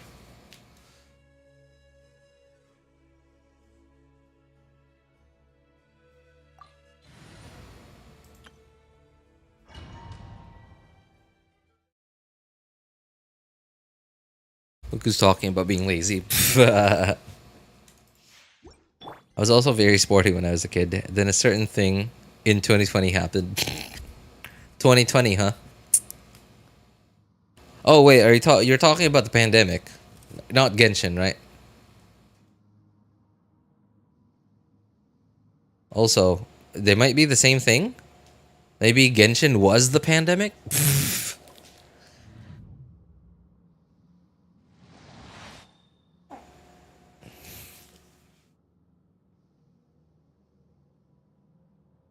I was just gonna say the same thing. Oh, dude, no, like, right before I said that, so I don't know if you noticed, but there was like a pause, right? Like I stopped talking for a moment because I was thinking, oh man, Mr. J is gonna come up with something here. Like he's gonna say something like, well, Genshin was the pandemic, or like Genshin was the cause of the pandemic, or like Genshin made the pandemic so that they could release the game, or something like that.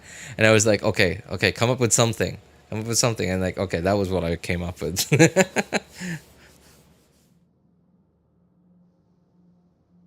Started playing Genshin during it as well. I mean, like Genshin did come out during the height of the pandemic, and that was like one of the biggest uh, power moves that they did.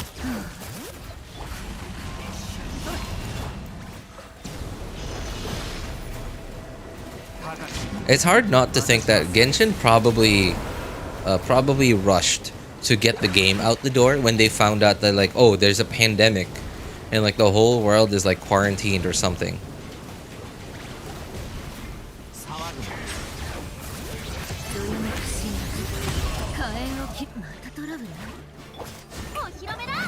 So like when they probably ultimately like thought, oh well, he died. Okay, probably ultimately concluded that, okay, I think it's gonna be a long ride, guys. Like everyone's gonna be indoors for the next bit. They were probably like almost done with the game, but like they found out about the pandemic that was gonna happen, the whole world being quarantined, stuff like that. They probably like rushed to get Genshin out the door, like to get the game out and released.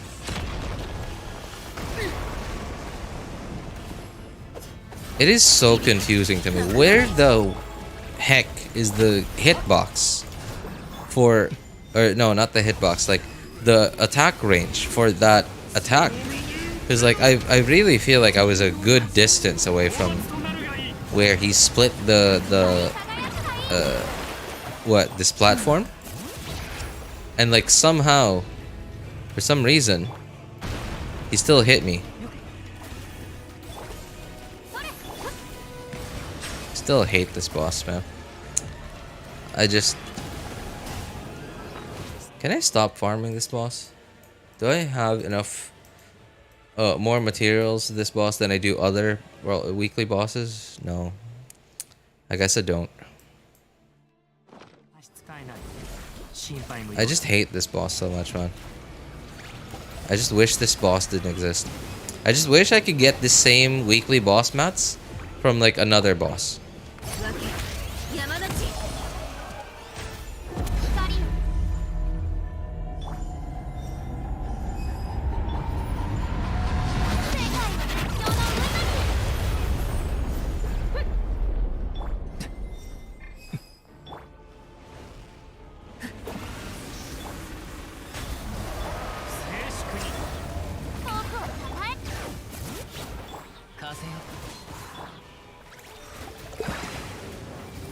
Honestly, I would take the Senora boss fight over this thing.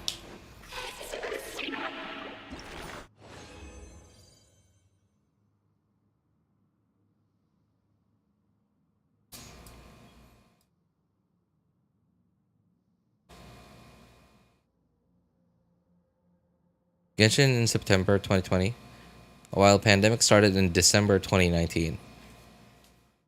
Yeah, that sounds like about the right amount of time like to like rush a game out the door. Obviously not from very beginning of development, but like somewhere to like 70 or 80% done of like a triple A game, and then like most likely that last 20 or 30% is probably going to take like another 2 years. I think that last 20% could be rushed into like what 8 or 10 months in a situation like that.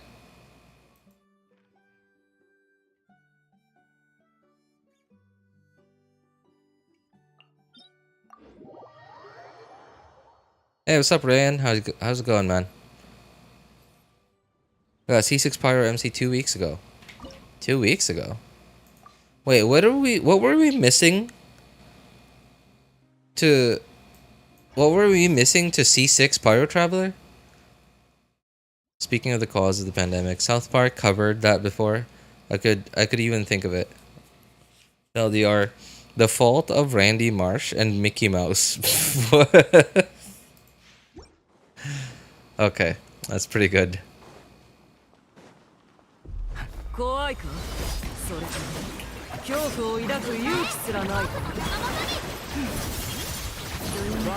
Speaking of like Mickey Mouse,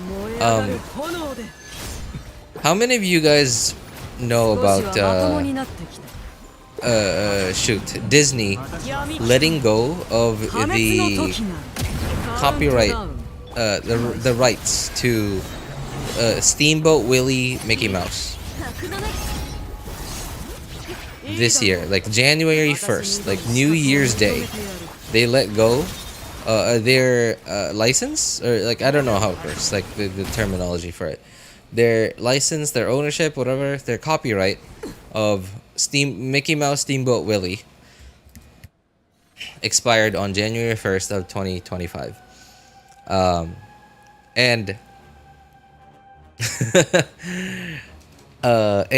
one of the bigger YouTube channels that has anything to do with like movie making or like film or whatever, which is Corridor Crew, just like on New Year's Day, just straight up uploaded the video.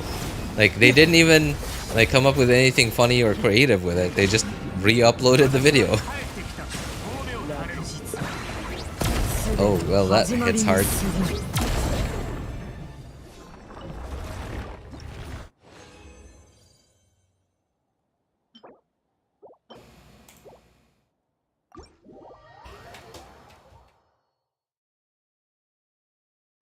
RJ with the hot month, old news.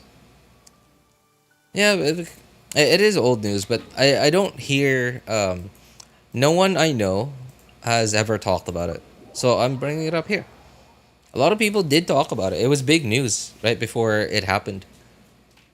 It was big news right before it happened because like it got onto the media that like Disney wasn't reapplying to like renew its copyright of it or whatever, and yeah.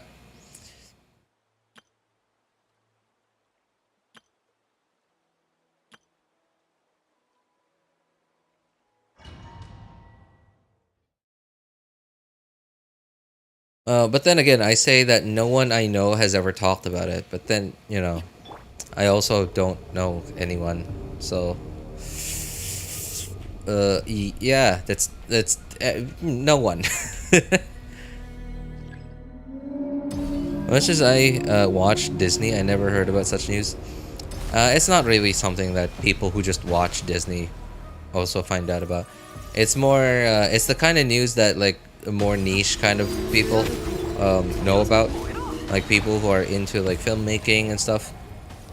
I mean, it's copyright stuff, right? When have you ever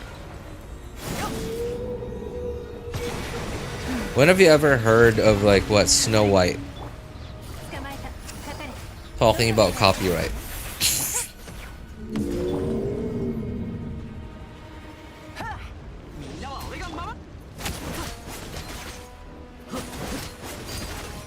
Can you just... Oh god, this is so...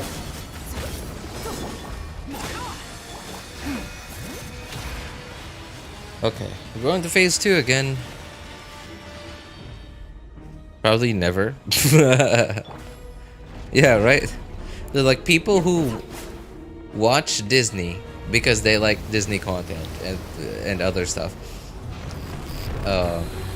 Very likely don't know about stuff like this because like Disney is like they have a very similar thing to Apple where like they like to make people like even though they know that people know it's not just magic, right? It's technology. It's just it works in a certain way, but they still want to keep that like it's not an illusion, it's more like an image going.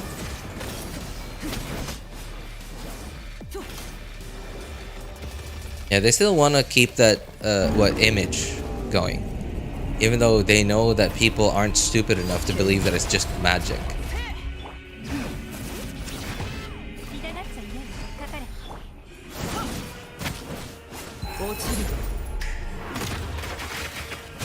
Oh, come on. Did I level up her burst? I did, but it doesn't barely does any damage.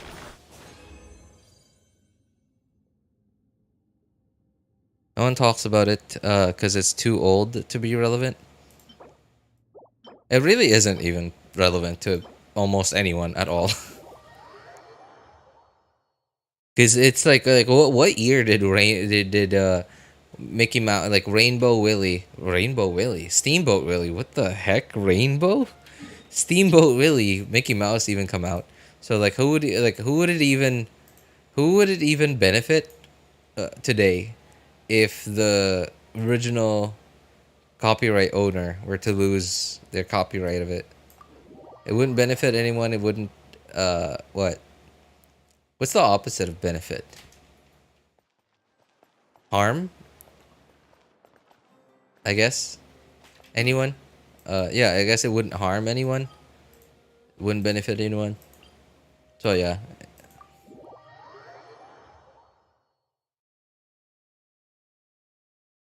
So anyone can apply for Mickey Mouse copyright now? Maybe.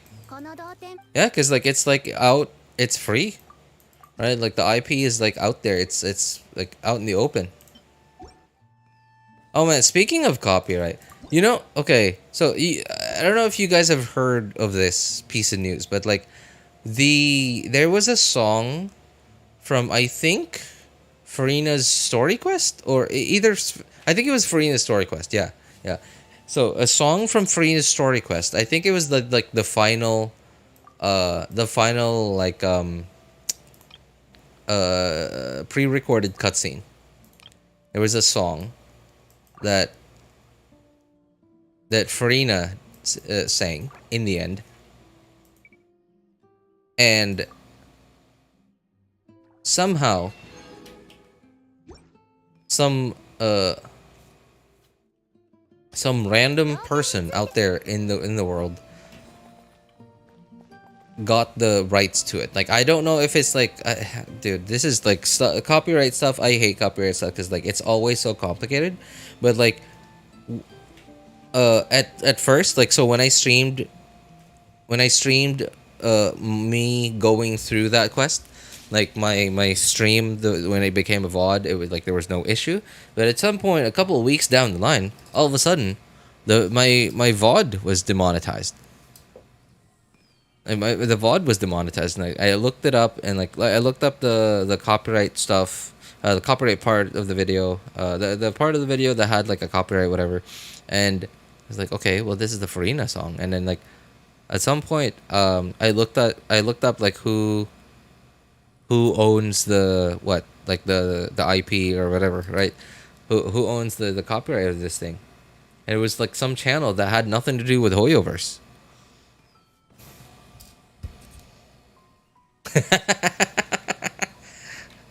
I remember that song. She was singing "Crawling in My Skin." These wounds they will not heal. Oh man, dude, not. Come on, man. Don't get me going on the nostalgia train, man. You know I'm gonna be sitting in that train for a long time.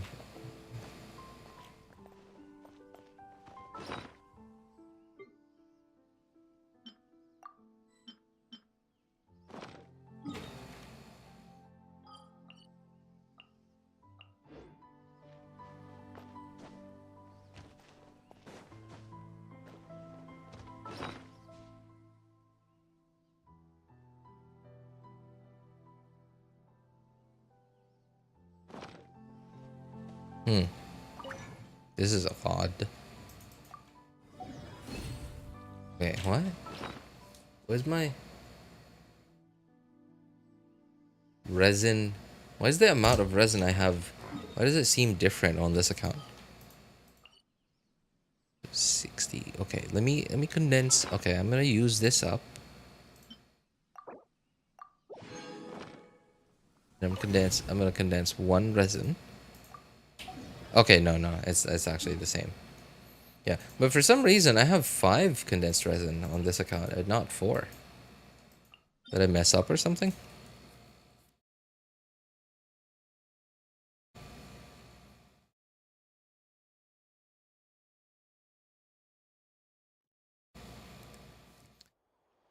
Isn't playing game comes under fair use? Um, oops. I think so. And from my understanding, all, well, not all, like video game music comes under fair use, right? Because like, I imagine the game developer. Oh, that's not the right team. The game developer, especially if it's like a big studio, wouldn't just use like a song that already exists. Like ideally, they probably would prefer like some original track be made for their video game, if their video game needs music, of course.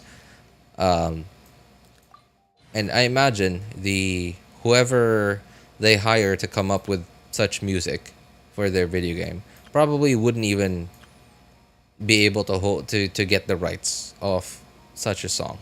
It's more like a contracted song or something. And I imagine a video game developer would not want to block people from making content on their video games. I don't know. The world's gotten complicated. And I hate it. I hate that, like, man, uh, can you imagine, like, if streaming video games online existed in 1998, in 2004, 2005, like, if this concept, the idea of streaming video games online to make money existed in the year 2004, 2005, 1998, 2000, you bet that anyone like streaming video games online would have just been able to play any song they wanted, like in the background while like they were streaming. Things I don't know, like I just I just feel like this whole like copyright thing nowadays, it just seems like everyone's like way overprotective of like, and like again, for for good reason, right? For good reason, just way protective of their IP and or their copyrighted material. And I understand it's for a good reason, but it just seems like you can't just enjoy being on the internet now. Everything has, like, you have to know, you have to be a lawyer to be on the internet and be able to avoid trouble.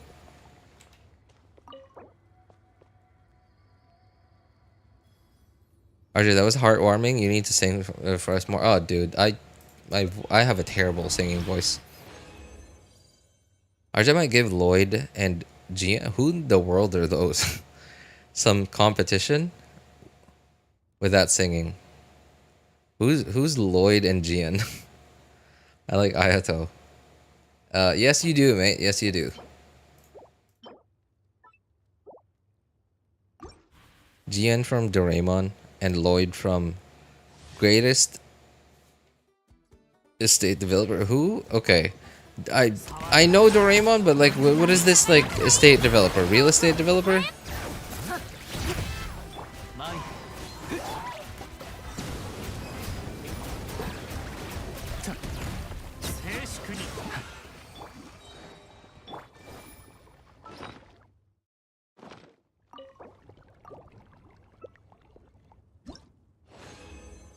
I'm gonna go in some time now. It's getting late here. I'm gonna go in sometime. It's getting late here. Also, wasn't it like lunchtime for you like an hour ago or something?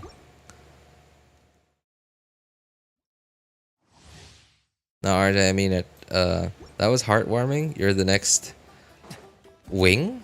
Who's Wing? East. East developer? Isn't that supposed to be estate developer? Real estate developer? What's an East developer? How do you develop an East? I know how to develop a yeast infection, but I don't know about East.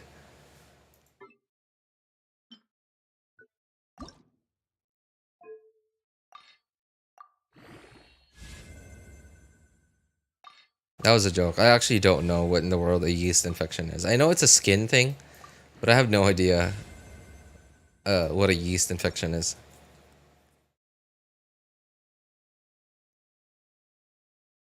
Dinner at 12 a.m. is wild. I mean, like I don't know what time zone Bulbasaur's in. It's oh wait, no, not dinner, lunch. I can't remember anymore. I think it was dinner.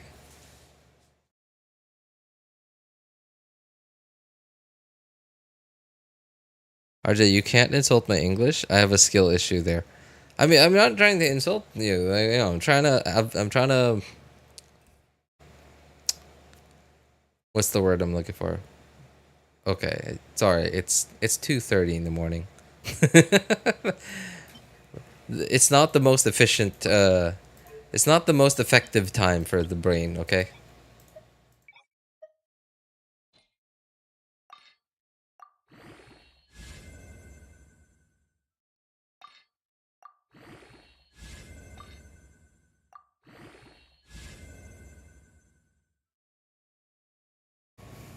Flat attack, huh? Very nice.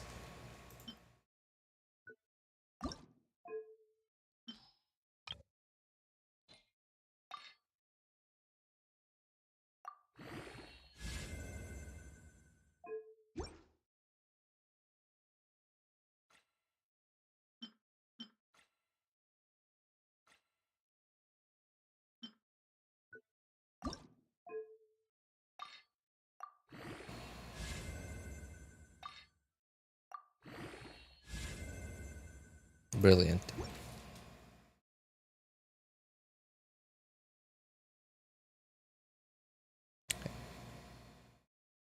Where do you think all those beautiful photos I send you came from? All the species in my house come out when I'm at dinner. All the species? Oh god, what pictures are you even sending her? Like little critters that come out at midnight? Like probably like what is that? Probably spiders, roaches, right? That's usually when they come out. In my house though, like okay, we do have pests here, like roaches and stuff. Like every now and then they do show up. But it's mostly lizards, like the regular common house lizards is what we have here.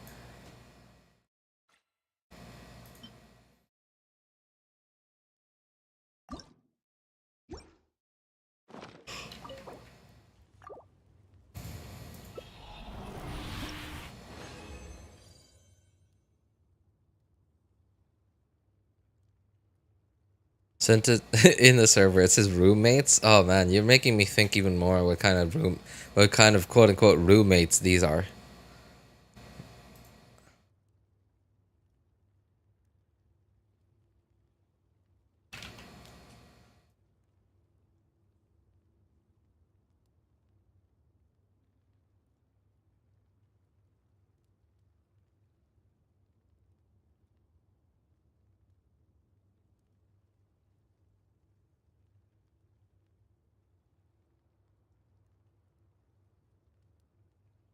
Exclusive photo of two cockroaches doing 18 plus thing,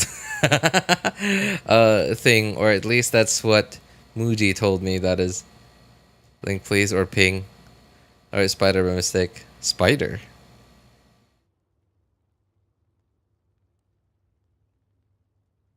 I don't see that action myself.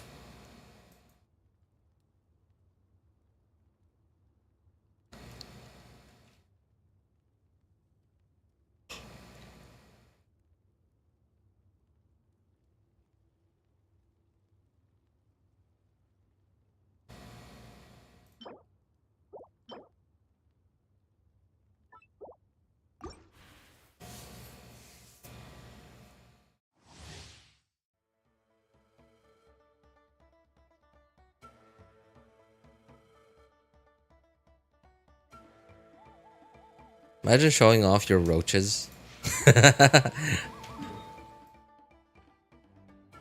Oh man. Every time I think about roaches, I just um I don't think I'm pretty sure this is gonna I'm never gonna forget this my entire life. So I've told this story on stream multiple times already. It was oh hey, what's up? What's up, person with Japanese name who I'm pretty sure has been here before because your profile picture and your name that I can't read really look familiar.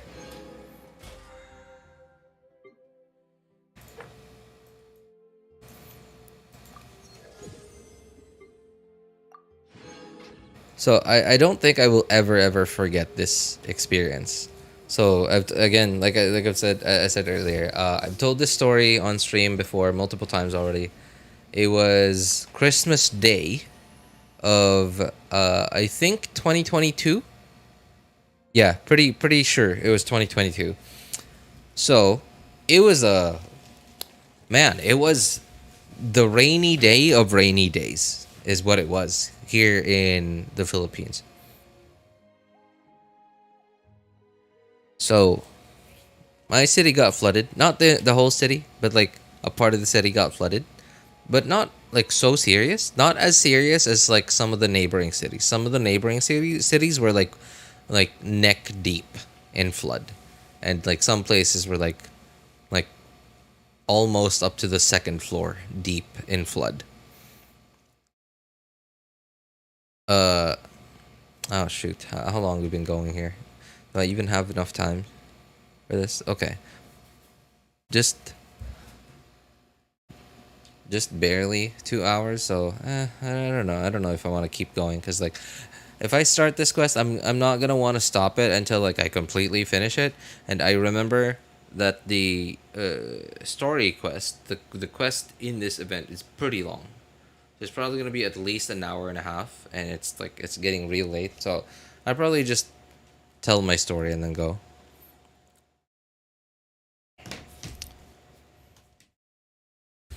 I'm gonna have to take this. Oh man, this whole stream is titled.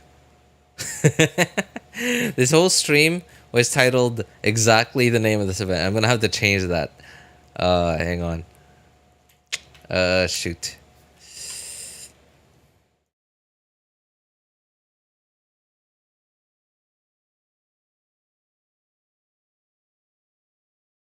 And I'm gonna have to change the playlists that I put this in. Oh. For some reason, I didn't include it in my events playlist. Do I not? Wait. Pretty sure I had an. Okay. Yeah, I do have an events playlist. Okay, for some reason I didn't include it in my events playlist. But yeah, okay, whatever. So, gather around, kids. Grandpa has another story about the rainiest of days.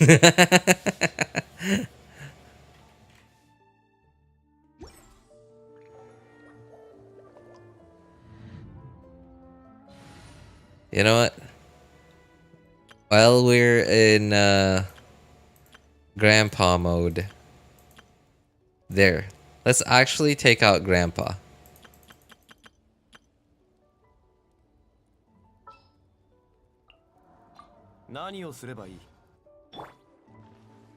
There you go.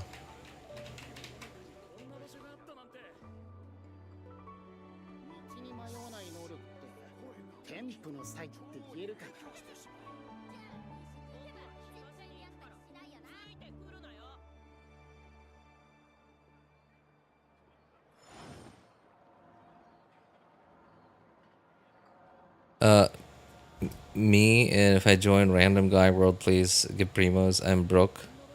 Give me primos. Okay. Does Mantis wine still taste the same? Thankfully it's in Japanese this time, so like we're not gonna hear that voice line over and over again, but we will hear it in Japanese. So if you know, that's something.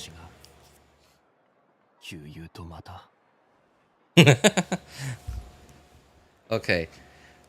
So man, I wake up, and this was like 2022. So my sleep pattern was a little more different back then. It was a little more different than what it is now. Like my sleep pattern nowadays is like sleep at 1 or 2 in the morning and then get up at 10 in the morning. So back then I used to sleep at like midnight the latest. Midnight the latest, usually 11, but yeah, midnight the latest, and I used to get up at like 8 in the morning. So I get up a little earlier than usual, like 7:30. My wife and yeah, my wife just like we get up at the same time, and like we both hear just water sloshing around outside. And like again, this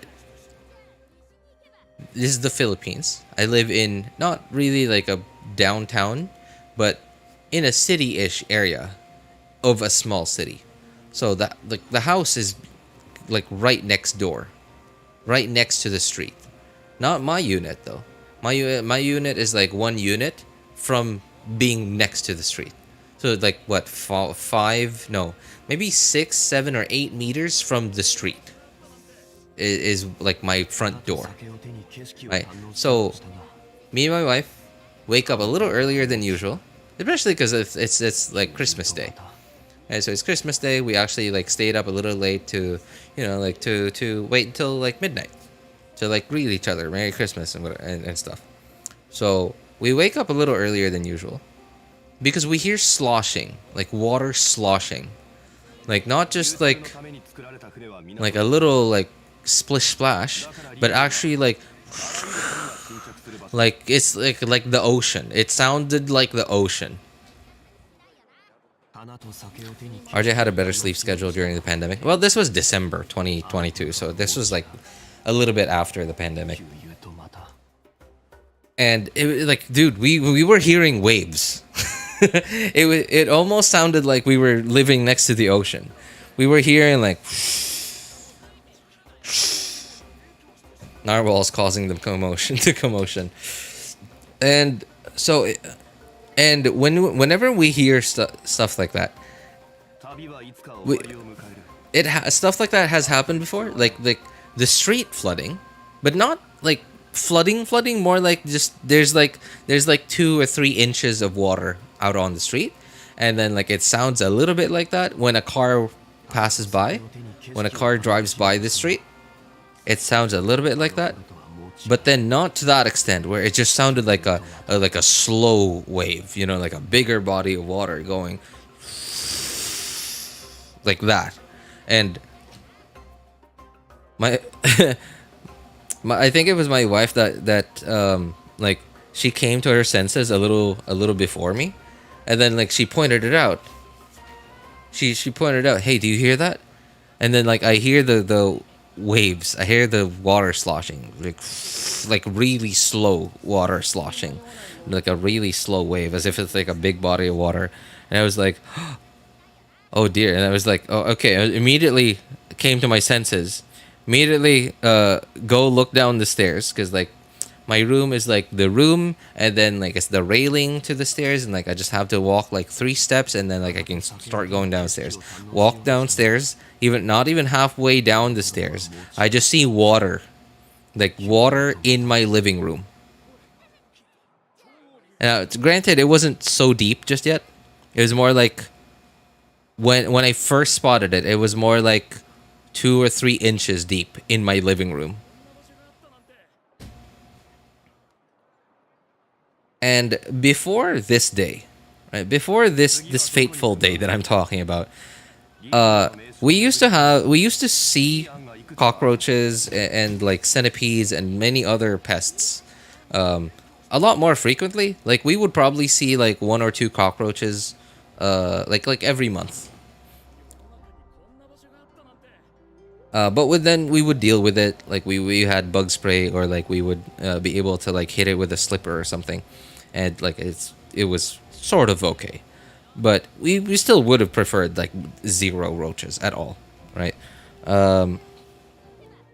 So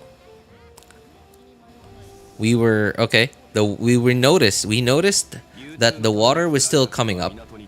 So I was like, okay, I quickly thought about it. Like, okay, oh shoot, okay, like what do we need to get up off the ground? So I immediately just went downstairs, thought like looked around and looked around for stuff that was on the floor that would get permanently damaged because of getting wet. So it was like a lot of paper stuff and like school stuff for my son because it's like it was like on the bottom shelf of this like wooden shelf that we had that we have. And okay, immediately picked it up. Um, me wading through the water. Thankfully, it was still like 2 or 3 inches deep. And then I noticed the water still kept going up. And then at some point, man, this water is probably disgusting. Because like the water. So when I walk outside, when we walk outside the gate of our little like alley, like whatever, like what hallway here, outside my front door. When we open the gate, you walk out. There's literally an open like canal, like not like sewer. There's no poop that goes in there, because like everyone's poop in here goes into their own like septic tanks. But like it's where like people's drains go to, like your sink, your kitchen sink, your bathroom sink, your the drains in your the bathroom floor drains. The canals are where all that water goes to, and unfortunately, it's also where a lot of the rats live in. A lot of the rats, some roaches, maybe a lot of centipedes, probably. Um, and the water is not even clear water. It doesn't look like water. It looks like it's muck. Is what it is. It's black. It's black. It's muddy, and it is not something that you want anywhere near your food, your hands, or anywhere near you at all. So flood. Yeah, flood water is definitely gonna carry that kind of water into my house. So I immediately thought, okay, well, we didn't have any boots. We didn't have any like rain boots or anything. So what I came up with was like I I took some plastic bags and wrapped them. I put my feet in some plastic bags, and I tied the ends of the plastic bag around my ankles, and just I did my best to pick the ones that I was pretty sure did not have any holes in them. And so yeah, those served to be my boots. It was the flood that washed away all sins. Rejoice. Um, okay, so and my biggest worry was the fridge, because like my TV was up a little high. It was like about waist height, so it was gonna be a while. Like worst case scenario, the water just kept going up and up and up to like waist height to like neck height. Oh man, that would have been a nightmare. Um, but at least like my TV had some time, even if the water did keep going up. But my biggest worry was the fridge, because like I don't have a giant fridge. Okay, like my fridge is like pretty small, but it's not like one of those cube, like only up to your thigh kind of fridges. No, it's not that. It's like a regular fridge, but like I can still see the top. Like we put a lot of stuff on the top because like it's a little bit, it's like chest height. Yeah, chest height is my fridge. But of course the like all the electronics of it is like down below, it's underneath. Thankfully it's not literally on the floor.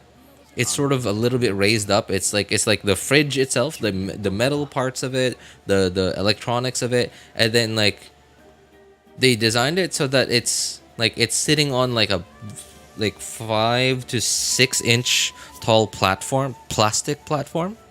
Um, and it was just like it just came with the fridge. Like it looks nice. It looks like it's part of the fridge, but really it's not. It's just like a plastic platform, like 6-7 inch plastic platform that the fridge sits on.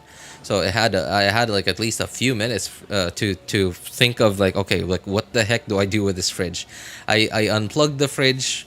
I turned off my shoot, what's it called, the gas, the stove gas, because like we don't have like Like in the US, for example, their gas goes underground. Like here, no, we have to like buy tanks of gas, like LPG gas. So I turned it off. I unplugged it. I unplugged the fridge. I unplugged everything I could think of that was plugged in. Um, and at some point, I was like, okay, well, if this water keeps going up, I'm gonna have to start taking out some food that might spill that was in the fridge at the time, and like I was like serious. I was considering actually trying to lift the fridge up. Like I don't even know if I could lift the fridge up myself. Poor man's fridge. We get it. Yeah. So,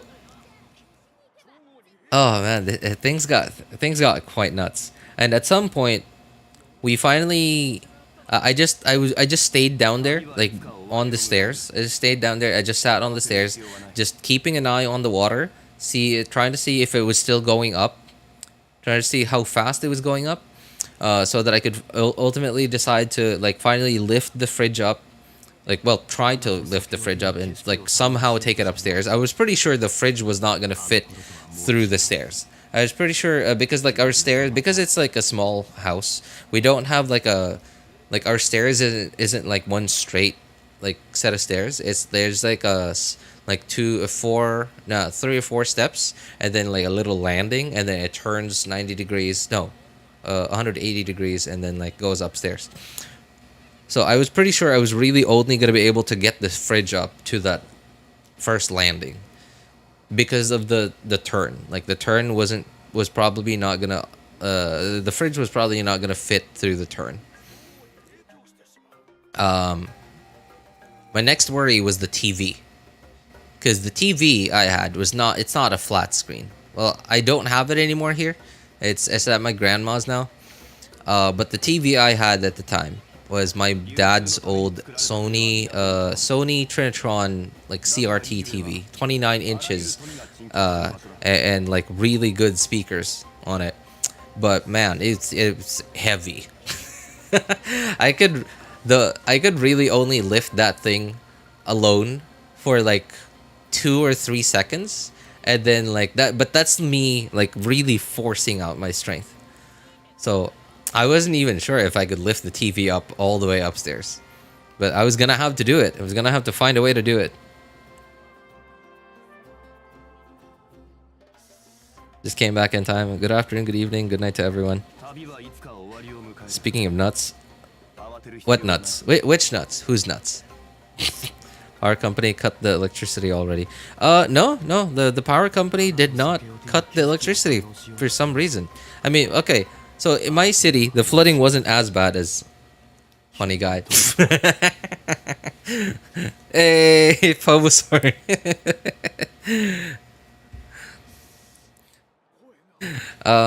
No, the flooding in my city at the time was not as bad as some of the neighboring cities. Some of the neighboring cities, yeah, they definitely cut the power off because like some of the neighboring cities, like the flood was like up to neck deep, and in certain parts of those cities, the flood was up to like the second floor. It was crazy. So at some point, we finally started to notice. Okay, the water's starting to go back down. It was finally started. It was finally time to start cleaning up.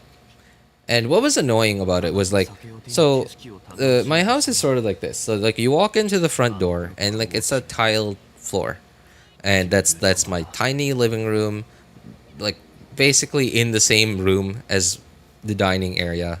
Um, yeah, and like a little back behind one of the single like no, what am I trying to say? One of the chairs is like where the fridge is. It's sort of like a small area that doesn't really. It's like just a place where you can access the fridge through. And then behind that is like a wall and a door that leads into the kitchen. So it's weird. Like it's like the kitchen is sort of outside, but it's also it's also still inside because there's like a wall, but it's also like it's outdoors, but not really. Like people can't just walk into my kitchen. Like they still have to go through the front door to get to my kitchen. Um, And the problem with that is like the kitchen is not tiled, so because it's sort of outdoors, it was just a concrete floor. But because of that, the kitchen floor is lower than everything that's inside. So, and obviously, like, the living room is not designed for water. Right? Like, people aren't gonna design a living room and think like, oh well, we have to tilt the floor this way so that all the water drains out this way. Because like, obviously, like, who's gonna design a living room and think like, okay, well, we're gonna have to figure out, make sure that the water drains out this way. We're like, who's gonna put water in their living room, right? So it's just a floor, and like somehow the floor is like curved in a certain way. So it's like the highest point is somewhere in the middle, and then towards the kitchen counter, towards the kitchen, the indoor kitchen counter, where the kitchen sink is in, because the kitchen sink and the kitchen counter are both indoors, but like the actual kitchen where the cooking happens is outdoors. It's weird. So some of the water drained out on its own, the ones in the front half of the house, but in the second half of the house, the water just stayed there. So, and we don't have a mop. Like, even to this day, we don't have a mop in this entire house. We got no dining areas. Power company when flood equals no power cut. Slight increase in airspeed, power cut for 10 hours. Oh, jeez.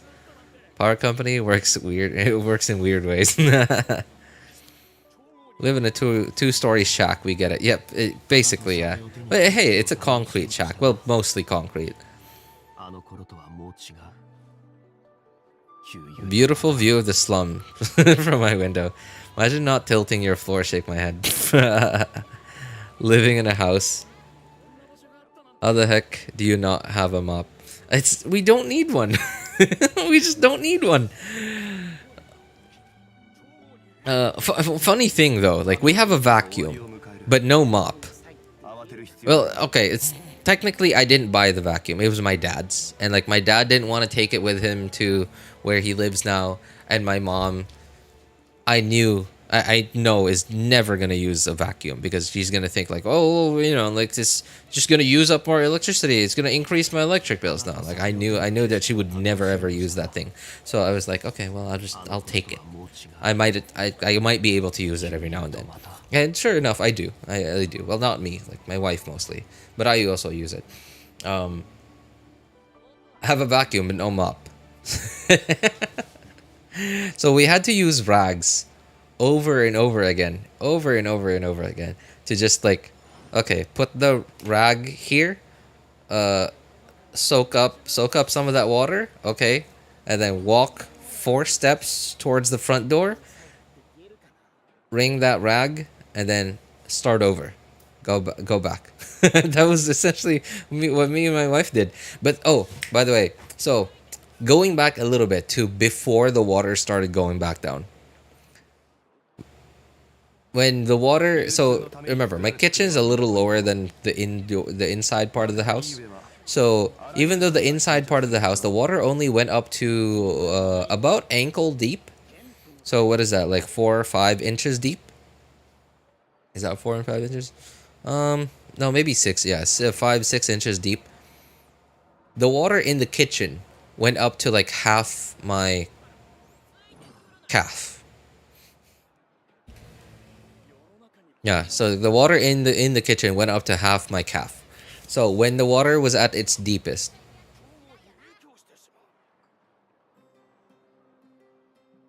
when the water was at its deepest, I didn't even bother going to the kitchen because I knew that the plastic bags weren't the plastic bags that I had my feet in, that I had my feet wrapped in, were not tall enough to avoid getting water in it, and the water was just black, especially in the kitchen, because the kitchen was just, it's a, like, what we here in the Philippines refer to as a dirty kitchen, and plus on top of that, because it was like an outdoor area, there was like a little canal on the side, like outside, like in the kitchen, but because of So that canal was supposed to be open, but because the previous tenant that lived here, like I don't know, like so according to our landlady, she said that the previous tenant that lived here before us was like a clean freak. Like she just, you know, like she was just a neat and clean freak. So she loved things being neat and clean. In fact, like out of the 4 units in our little building here, ours is the only unit that has like a screen covering the windows to keep bugs out at night. And apparently the previous tenant also commissioned, like I don't know, like spent a bit of money to cover up this canal that was like in the back side of the house, the back outdoor side of the house. So this canal here is closed, so it's nice and clean. Well, a lot cleaner than the other units, but still the canal was there. Like she left like a little hole open so that like whatever water was in that back part of the area, which we now use as a kitchen, would just drain through the hole. But then this little covered part of the canal also housed, because it was closed, it was probably where all the cockroaches just lived. So when the water was at its deepest, at peak height of floodwaters, we just saw like, oh man, it was for a lot of people, especially people who live in like very clean places. The the scene I saw in my kitchen was probably nightmare fuel for some people. So our little garbage bin is just a small plastic garbage bin, right? Like not very heavy, and it's bottom heavy. So it, like while it was floating, while our garbage was floating, the garbage bin was floating, it didn't tip over because it was bottom heavy. It didn't have a cover. It was just open. It was floating around in the kitchen. And because it was floating, that meant that it's, you know, like it's safe from the water, right? It's not gonna be underwater no matter how deep the water goes. So it was a safe haven for anything that didn't want to be in the water.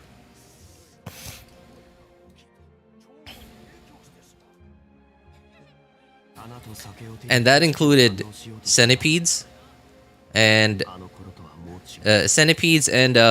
and like all the cockroaches in the entire apartment complex. Probably they were like just on the garbage bin. There were probably like 30 or 40 cockroaches, just, you know, just like trying to keep away from the water.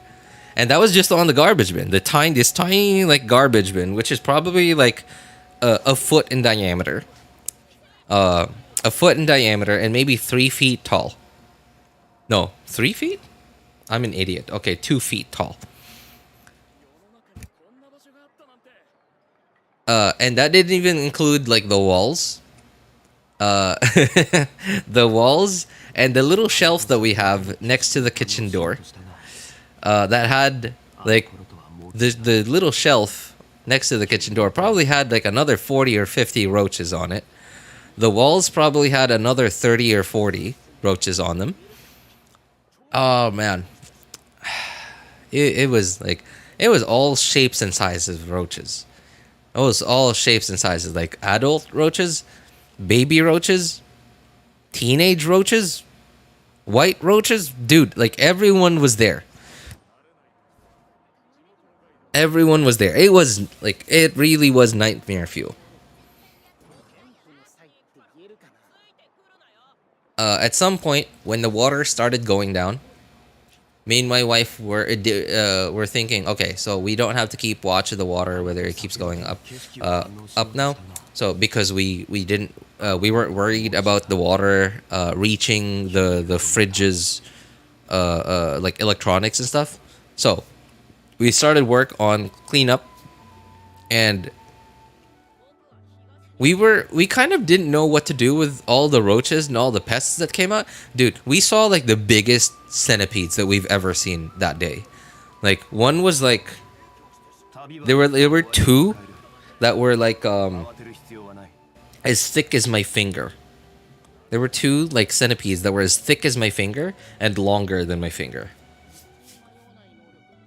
Like about as long as like my my middle finger to my wrist, like almost to my wrist. Man, those were huge. We saw like 2 or 3 really big centipedes that day. And we never got those ones. I think like I don't know wherever those went. Man, thank goodness like those things never made it to us. So wherever those things hid, thank goodness they stayed far away from us. The roaches though, like we didn't know what we wanted to do with the roaches because like we weren't sure if the roaches would just like go back and hide. So we really didn't know what to do. All we knew was that there was probably close to 100 or 150 roaches just on the walls on the garbage bin. Those centipedes probably came with the flood. Yeah, no. I mean, yes, some of them probably did, but there are quite a few like centipedes like lying around here and there. They don't always show up. They don't always like come out and like they typically steer clear of people, but they do show up every now and then. Yeah, they do show up every now and then, and. Oh no, the 2 centipedes that I mentioned, by the way, they were only in my kitchen. There were like we saw another 3 or 4 outside the front door, like on the wall across the front door. I saw like 2, and then like my wife found another 2, when the water started going back down. No huntsman spiders. Very surprisingly, no spiders. Yeah, like I mean, like the thing with spiders is like spiders are way faster than roaches and centipedes. So yeah, all the spiders probably already went up to like trees or whatever. Yeah, thank goodness though, man. I don't know what I would have done with spiders, like those big brown ones. I'm like terrified of those, not because like I'm scared that they might hurt me. I'm scared because like they're so fast that like I look, I sneeze and I close my eyes for like a split second. My eyes open back up and they're gone, and I'm like, what? Okay, where'd it go? Like I have no idea where they go. They just disappear so fast. I'd take spiders over roaches any day. Like regular, like tiny, like what do you call those? Like house spiders, right? Like with like spindly little legs. I don't mind those. Honestly, I don't mind those. It's the big brown ones that are like super fast that I hate. I hate them so much. I don't know why. I know why, but ugh. I get the heebie-jeebies every time I think about them.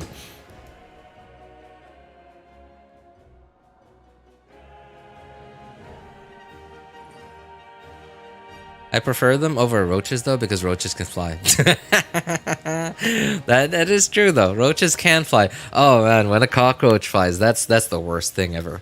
Oh, thank goodness though, none of the cockroaches were flying around on that day. Like just miraculously, none of them were flying around that day. They also eat roaches and other annoying insects. They do, but I also just don't want them around. No.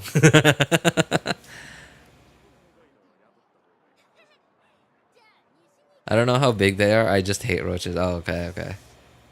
I'll take spiders. Spider speed over lizard. Lizards are just instant teleportation whenever I look away. Really? Dude, like, I don't think you're picturing out the same spiders as I'm trying to describe here. I'm talking about, like, big brown spiders. Spiders that are as big as my palm. Like, no, not my palm. Almost as big as my hand. Like, including the length of their legs is what I'm talking about. Not, like, tiny spiders that are, like, the size of your finger. No. I'm talking about, like, their body being the size of your thumb and their legs being the length of your fingers. Those are the spiders I'm talking about. When roaches start flying, I run for. Oh god. Oh man, me too though. Me too. This is like, man. Every now and then, when my wife and son aren't here, I'm alone. Oh man, this was especially. Oh man, I had the worst experience with roaches. So this like 150 roaches in my kitchen thing.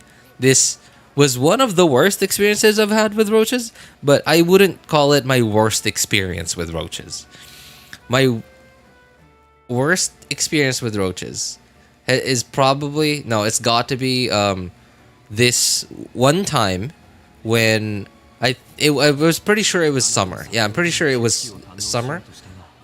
And my son and wife and my mom as well were still stuck in Cebu because of the pandemic. Because of the pandemic, no, there were no ships allowed to travel, and it was all yeah. There were no ships allowed to travel, and Cebu is a boat ride. Like there's no way to like, well, there is a way to land travel to Cebu from where I live, but it's like, well, we don't have a car, so there's that. Also, even if you do land travel, you still have to get on a what we here in the Philippines refer to as a ro-ro, roll on, roll off kind of ship. And you know, like I said, no ships were allowed to travel because of the pandemic at the time, so they were stuck in Cebu. So I was stuck here alone. I was stuck here alone, and I was just there. Like I was, just, you know, it was after work, some probably like 10:30, maybe 11 at night. I was just like, you know, trying to relax at night, like right before bed. I noticed so to my right is the door. It goes towards the door, towards the stairs, and I can immediately see the railing of the stairs. And in my peripheral vision, I noticed something moving, and I thought, okay, that looked black. So that was definitely not a lizard. And then I look outside, and I notice a cockroach flying around. And I was like, okay. All right, here we go. All right. And then I noticed one was flying around, and there was another one crawling on the railing. And I was like, oh boy. Oh jeez. Ooh boy, oh boy, oh boy, oh boy. I was like, okay, what do we do here? how do we handle this? And then while that one was crawling around, the other one landed on a wall, and that one started flying around, and I was like, oh geez, okay, like this is not great. This is getting worse. And then I see another one crawling, a third one crawling on the opposite wall. And I was like, oh, here we go, here we go. All right, let's go.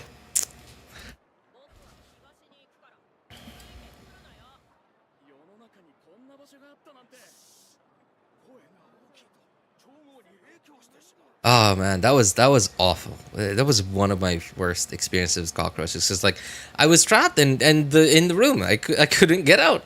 There were cockroaches flying around outside, so I had to get past them somehow. So I don't even remember what I did. I don't remember how I got through that. At some point I somehow made my way into the kitchen to get where the bug spray to get the bug spray, because like the bug spray is in the kitchen. Somehow made my way downstairs, and very slowly came back upstairs, very slowly. At some point, I don't remember. It all just became a blur to me. At some point I got one of them, and at some point I got another, and then like I think one of them eventually disappeared, and then I got one here in the room, and then I got one like somewhere near the stairs, and then the other one just disappeared. I eventually found it the next day, and yeah, I got it the next day. It was, oh man. Yeah, that is true though. Roaches are disgusting. Like, man, roach poop is dangerous. Like, it is like dangerous to humans. And yeah, yeah, roach bites as well. They hardly ever bite people, but when they do, it's, man, get ready to get sick.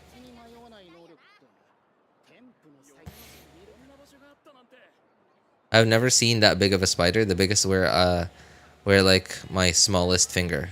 Smallest finger? Oh, dude, those are just regular house spiders, Bulbasaur. Yeah, no, like here. So we have a lot of those here. We have a lot of those here. A lot of those, but like bigger. Um, like they get pretty big. But like I don't mind those spiders. They just hang out. They just make a web somewhere in like a corner of your ceiling, and then they just stay there forever until they die or something, right? And like I don't mind those. It's the big brown ones that don't make spider webs is the ones I hate. They can like they have a web, like they can spit out web, right? But they're just not the type of spiders that make spider webs because they move so fast that they just sort of like they're like hunters, honestly. They're not like most spiders that just make a spider web and wait for food to land. No, like there's these spiders I'm talking about. They're hunters. Like they go out. They go out hunting. They don't make spider webs.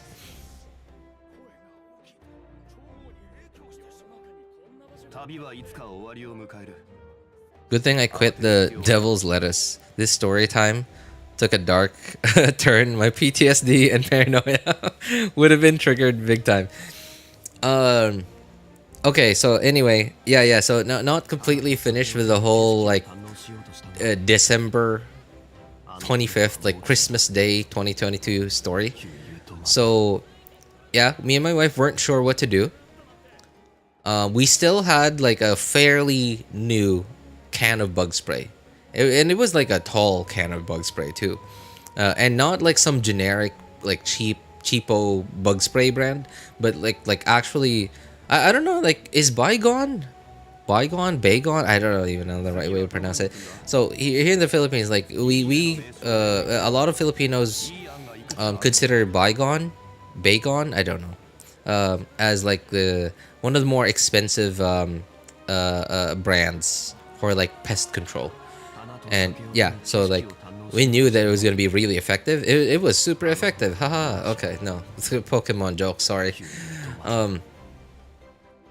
So, I started spraying a bunch of the roaches. Some of them started flying around, but not too bad. Not as bad as like that the one experience that I just told you guys about. But it was still pretty bad. I started spraying a bunch, and then okay, I would spray a bunch, spray, and then I would close the door, and I would wait for the roaches to settle down, and then once they settle down, I would slowly open the door again, make sure there were no roaches on the door, and then once there weren't any, okay, open the door, spray a bunch again. And when I say a bunch, I mean just like not like no, I'm like I'm firefighting or something.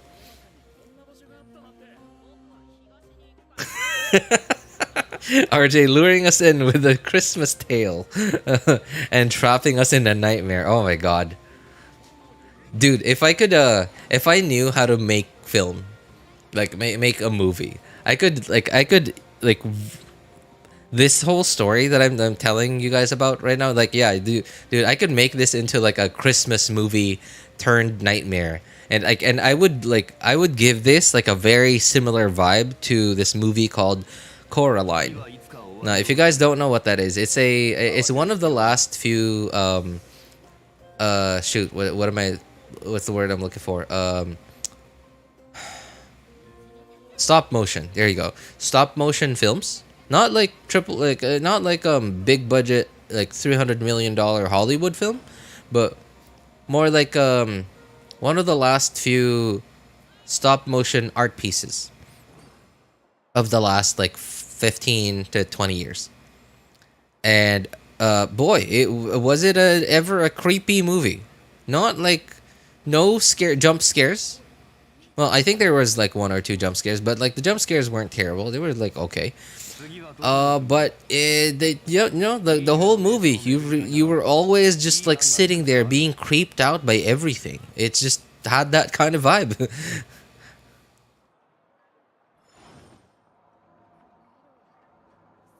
I prefer glue trap though. Oh, you mean like so in America, I believe they call it fly paper, but over here in the Philippines, you're never gonna catch flies with quote unquote fly paper. So yeah, I refer to it as fly paper. I don't know what most people here in the Philippines call it. But yeah, no, like I mean, okay, oh bro, rats. Well, small rats. You did say small rats though. But big rats, oh boy, like your fly paper is just gonna be gone in the morning. Like you come back down and like thinking, okay, I probably caught one, right? But no.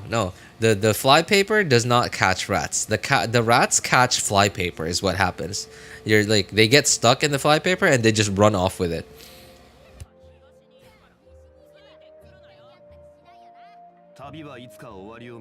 That's messed up.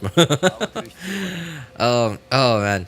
So uh so after a while of me just like constantly going in and out of the kitchen, at some point my wife got triggered. Like she noticed like, oh, we can do this. So she got triggered. She just like stayed in there for like 20 minutes. No, maybe not 20 minutes. Like 5 minutes at a time. I would just constantly hear like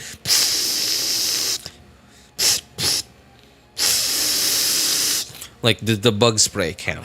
I would just constantly hear that, and like me, I'm still like in the like near the kitchen sink, like trying to get the water to go out the front door because again we didn't have a mop, and constantly. While trying to get water out the front door, we also had to like rinse the floor because remember all this flood water was like dirty like black water from canals and stuff. It was disgusting water. So yeah, we had to like rinse out the floor a lot. So sweep out water, rinse the floor, sweep out more water, rinse again, sweep out more water, like a bunch of times. And every now and then a cockroach would like be able to like fly into the house. In between breaks. But in the end, by the time we finished, we hadn't even had breakfast because like we couldn't have breakfast. It was already like what 10:30, almost 11 a.m. and we started at like 7:30 in the morning. So the bug spraying thing that started at like 8:30, maybe 9, and it ended at like 10:30 or 11 o'clock. It was 11. It was nuts. It was crazy. By the end of it all, a bunch of them were able to just get away and go back into hiding. But we got a big majority of them, and at the time we only had one dustpan, and it was the smaller one that we have. Not like tiny, but like definitely not a regular size dustpan. Like it was on the smaller side. And we oh man, oh god is so we filled up.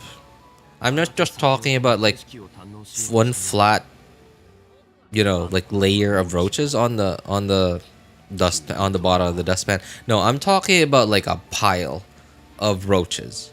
Like we filled it up like 3 or 4 times, and it was just nothing but roaches, like filled up to the brim, like roaches and roaches.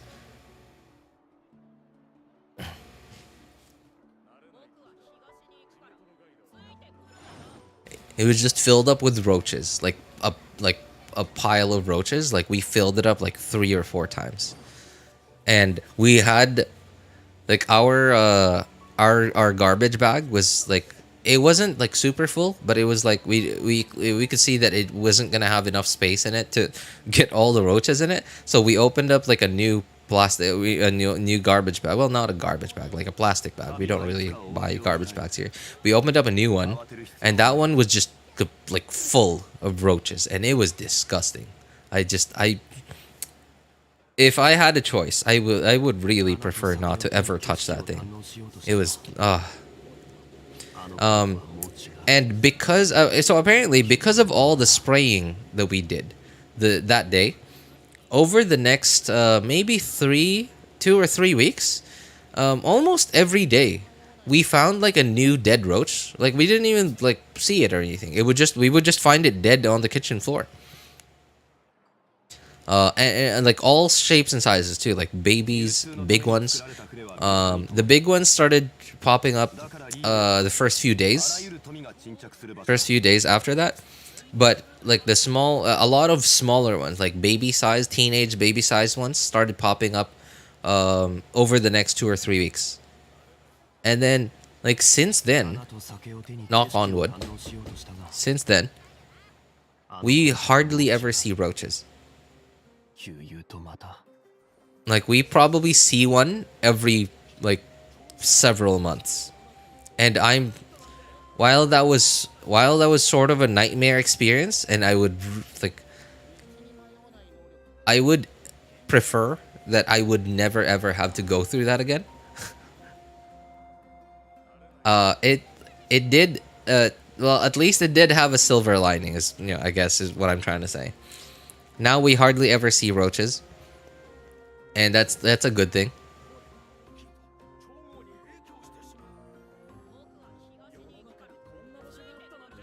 Did you at least clean all the counter? All the counter? Wherever you sprayed that bug spray. Oh no. Our kitchen counter is inside the house. The kitchen I'm talking about is like the one outside, like the kitchen where we do the cooking. It's sort of like here in the Philippines we call it a dirty kitchen. So it's like an outdoor kitchen. So there are no kitchen counters in our outdoor part of the kitchen.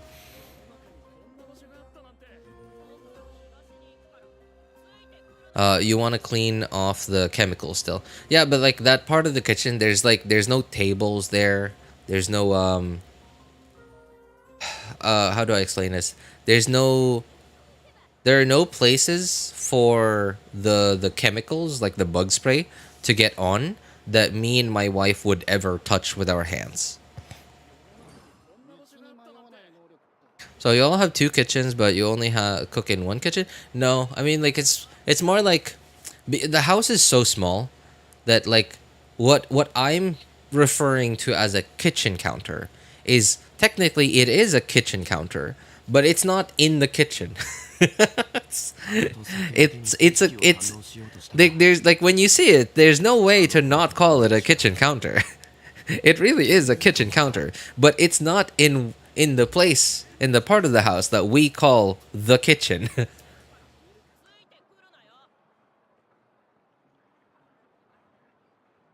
It's just a kitchen counter because it's where the kitchen sink is, and it is a kitchen counter. Like there's no other words that you could use to refer to it as, but it's not in quote unquote the kitchen.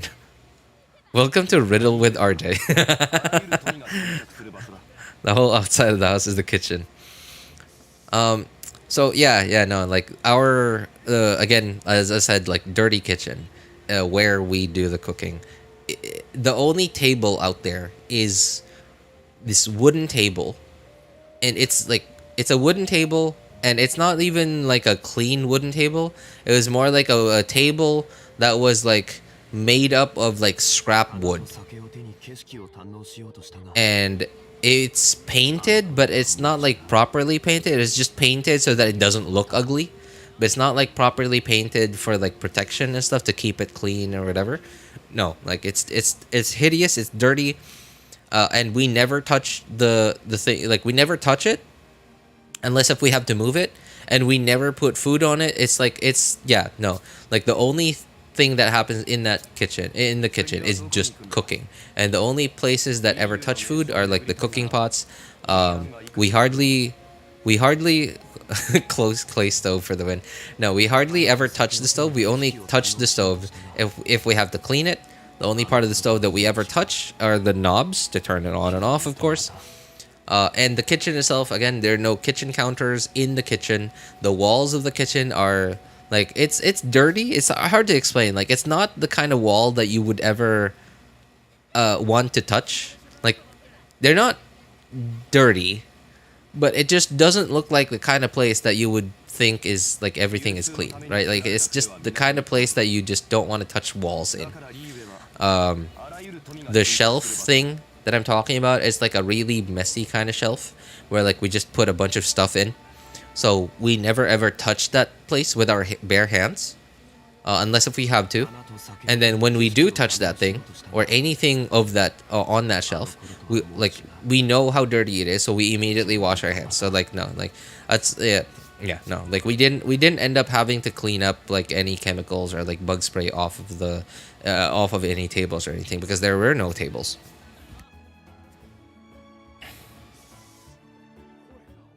It's not the kind of wall you'd eat off of. Huh, somehow. Eating off a wall, that's a fascinating idea. But yeah, no.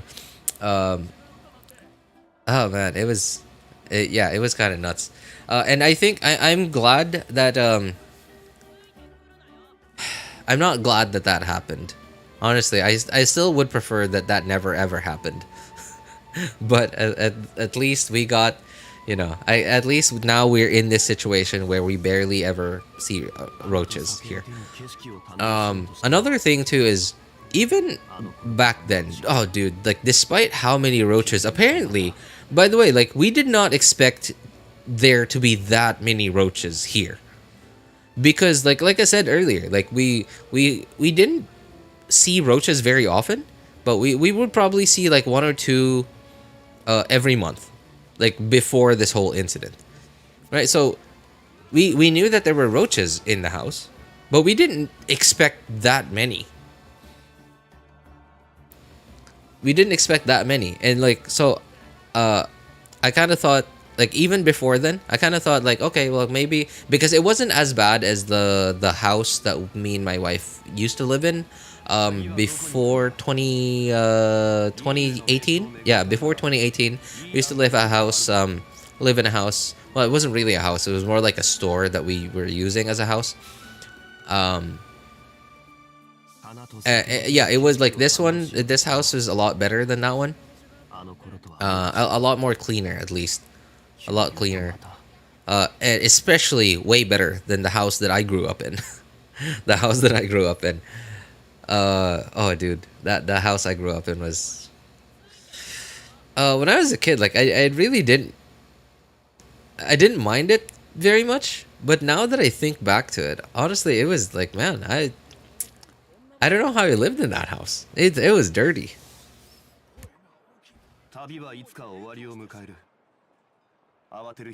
Uh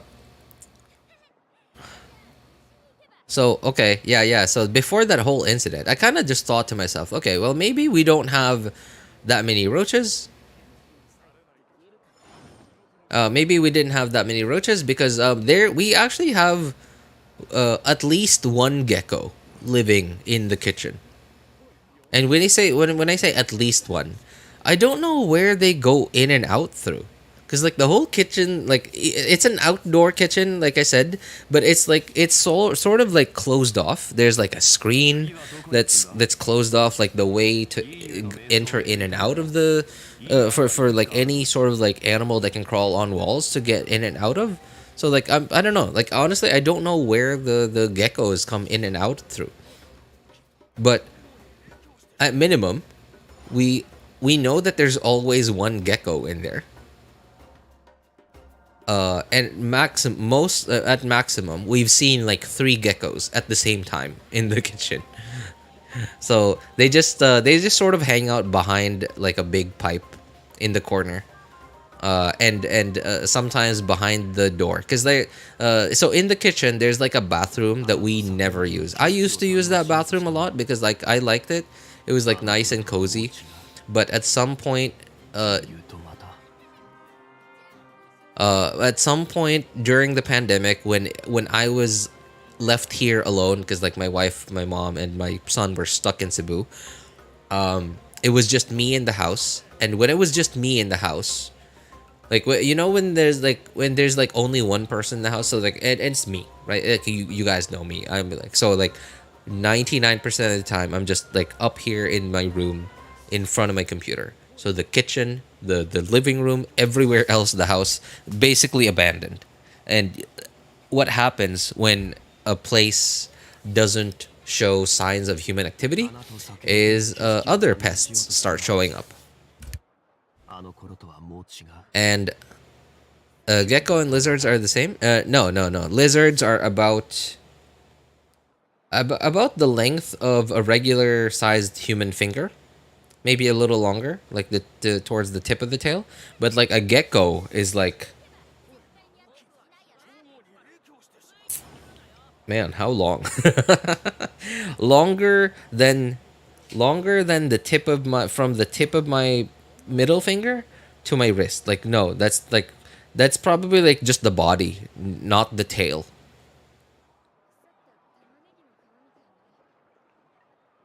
RJ low-key calling humans pests. Cheers to that one, mate. I mean, like I wasn't that wasn't my intention, but I definitely do consider humans to be pests. And you know, we are really like we are. we're we're sort of like ants living on Earth, right? Like no, not really ants. We're more like bacteria, right? We are like clawing away at the Earth, and you know, like obviously the relationship between the Earth and humans is a little more different than bacteria and a human body host, but it has many similarities. So yeah, so I've kind of always thought like before that whole like this like Christmas morning 2022 incident. I've always just thought like, oh, okay, maybe we don't have that many roaches here because we got a bunch of geckos living in the kitchen, right? So that was always what I thought, and like very often, like at night at midnight, I'll go downstairs to take out the trash. I'll turn the kitchen light on. I open the door, and I just see a gecko like stalking a roach that's on the floor.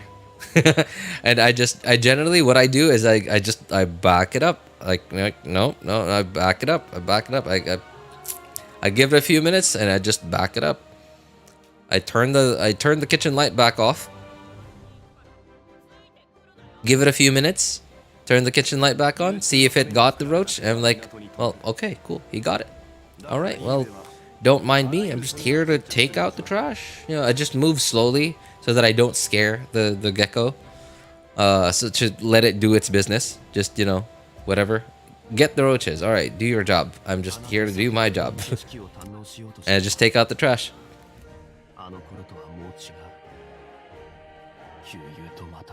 At least he didn't call us viruses living on Earth. I mean, like, we sort of are.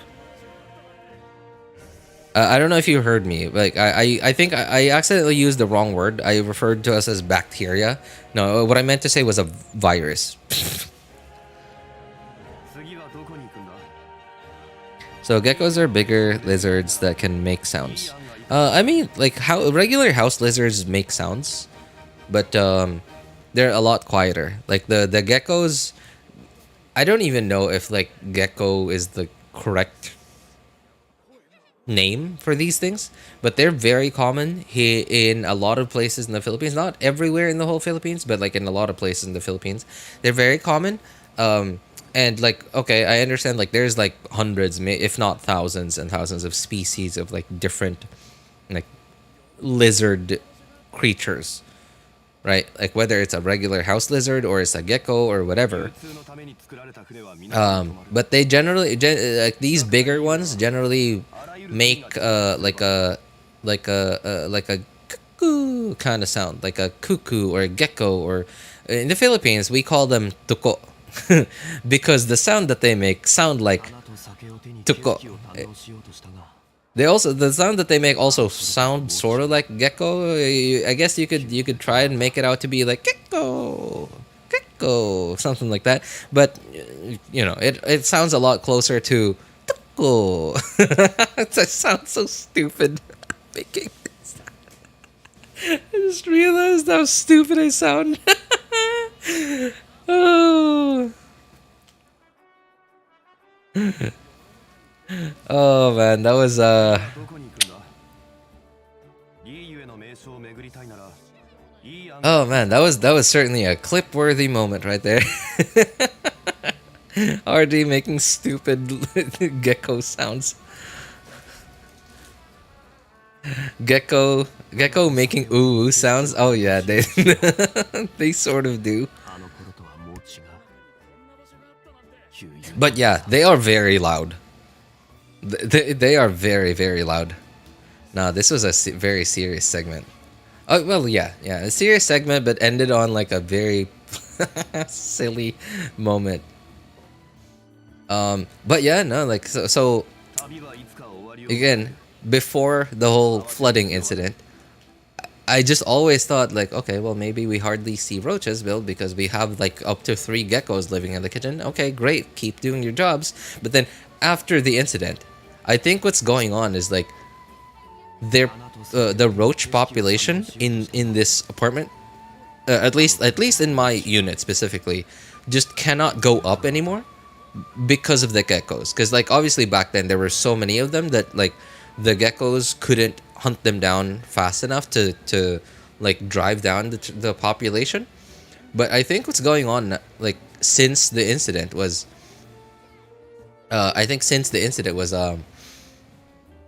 because now there's so few of them that they can't repopulate.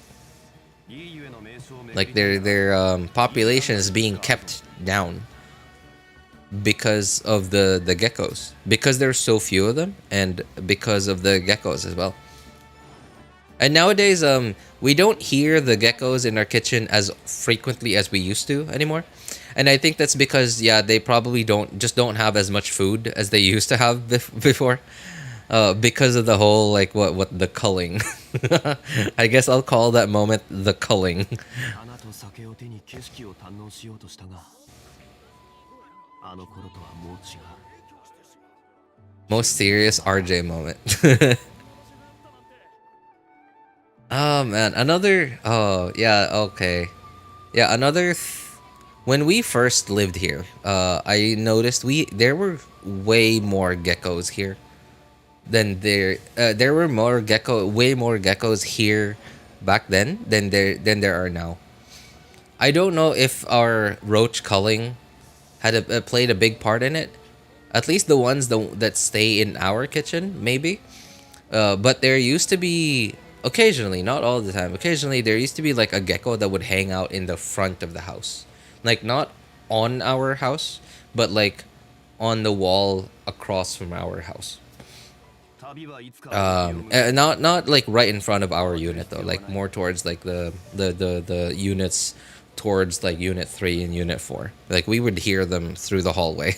they're geckoing, or like their sounds that they would make would just echo through the hallways. But nowadays I never hear them on this side of the house anymore. And we hardly hear them in our kitchen, but we know that they're still there. They very seldomly make sound. And we still occasionally see them.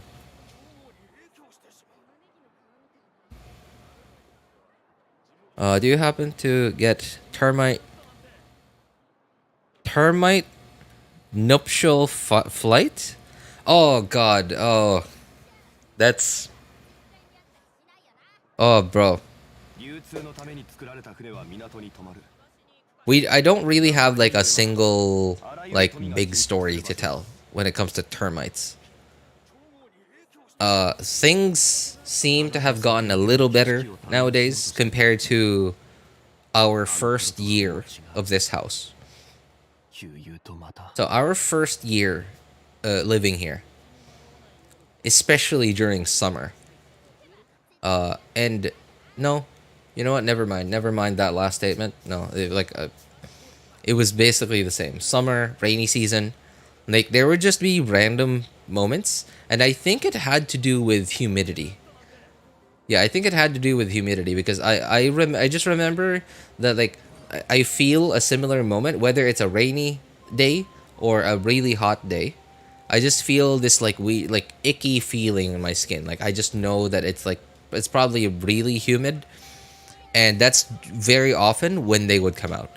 Just like I don't know, like hundreds and hundreds of termites that just fly around. It's so annoying. It's so annoying because like you don't want to talk when they're flying around.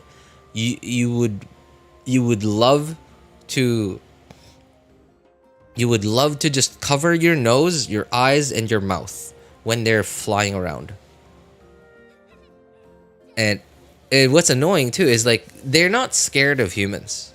Like they're not scared of humans, so they were like just like fly around you. They'll crawl on you, whatever. They're generally not harmless unless if you like squish them, not so hard that you immediately kill them, but you squish them enough that they get hurt and they will bite. And like from at least from what I know, I don't think they have like any sort of venom or anything or any like, and they're generally not very they're generally not dirty animals, so they hardly ever carry like infections or whatever. Um, but it's just annoying when they land on you because like sometimes when you accidentally like crush them or like hit them or touch them, their wings will fall off. But sometimes even if you don't touch them at all, their wings will just fall off. And it's so annoying because their wings are so thin that they will stick to anything, including your skin. And it's so annoying. It's so annoying. I hate it. It just sticks to anything.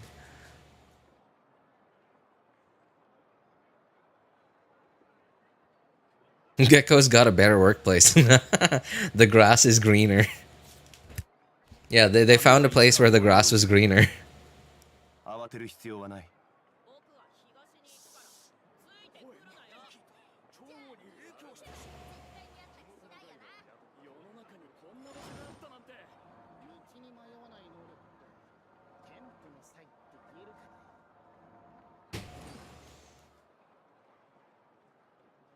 They swarm every light they see at night. Oh yeah, dude.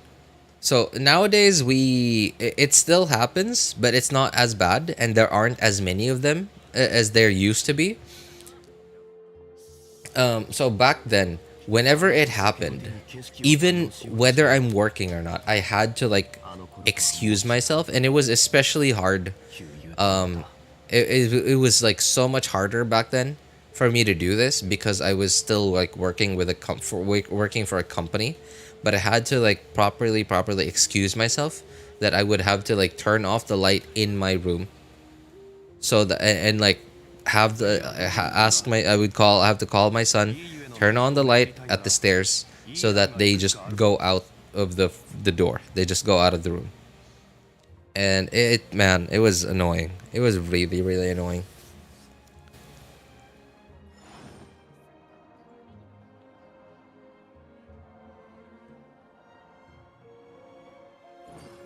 I think what happened was like eventually they just ate all the edible wood in the house.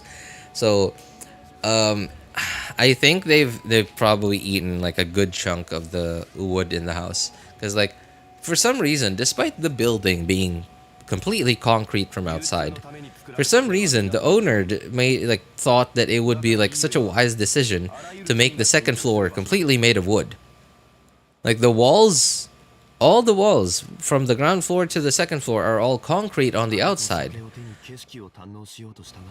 But like for some reason they thought that it would be a wise decision to make it so that the ceiling from the first like the ground floor ceiling and the second floor would just be made out of wood. So now today, 2025, the wood or no, the floor of our second floor is like so creaky and like there's no part of the second floor of my unit that you can walk on that doesn't make a sound. Some louder than others. Some louder than others. But yeah, no, there's no part of the whole second floor. There's no part of the floor, the whole second floor, that you walk on that doesn't make a sound. It's so creaky now. Compared, especially compared to like when we first started living here. いいゆえの名所を巡りたいならいい案がいくつかあるぞ。 RJ floor ASMR. What? People, what? Creaking floor? Is that like that's an ASMR thing? Dude, people are into so many weird things nowadays. At least you get alerted fast when someone's inside. That is true, but hey, here's like one thing that I'm like I'm generally not scared of like supernatural stuff or whatever, but like the one thing that I'm just constantly like you know, would be like a nightmare for me would be if I know that my wife and son were not here. Like they're out, they're at the they're at my mom-in-law's place, my parents-in-law, my in-laws, and I know that I'm the only one person here, and I know that I locked the door before bedtime, and I start hearing the floor creak. That would like, bro, that would be, where in the world am I gonna go if that ever happened to me? Akat Bahay was pretty common back then. Oh, for those of you who don't know, it's a Filipino thing. So akyat means to like climb, and Bahay means home or house, and climb house. So essentially, it means it is a burglar. Akyat Bahay is a burglar. 次はどこに行くんだ? If that ever happens, you go live, obviously. You like, what, you... I'll just start streaming. I'm like, oh, dude, like, guys, I'm, like, here, and this is what's happening. Oh, man, that would be a nightmare. Like, that would be a nightmare. Imagine your floor starts creaking, but you don't see anyone. Now, that would be... That would be the day that I'd probably...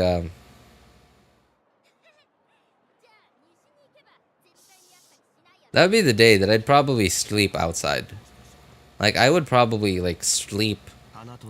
Oh, man, I don't even know where I would go. I would probably just stay outside my door. Maybe outside the gate. And I would just stand there the whole night. At some point, like, at midnight, like, maybe 3 in the morning, like right now, I would probably, like, walk into the house, grab a chair, like a plastic chair, and, like, take it with me outside so I could at least sit. And then I would eventually fall asleep, like sitting down. But I don't know if I would like ever want to go back into the house, honestly.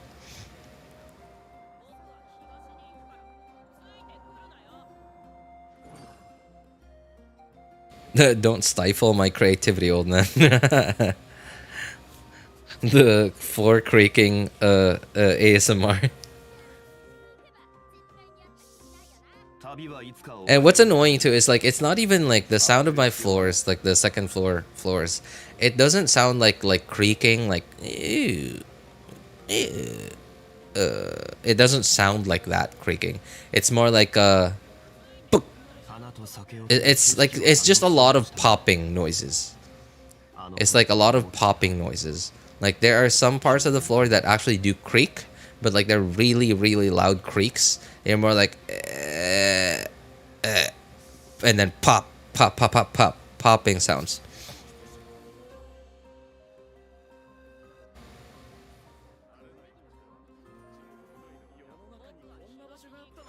Watching the night sky with a plastic ear. Oh, dude, like I did that when I was here alone. Like when my wife, son, and mom were stuck in Cebu. Man, I did that a lot over here. Yeah, especially on my days off. Well, I had one day off.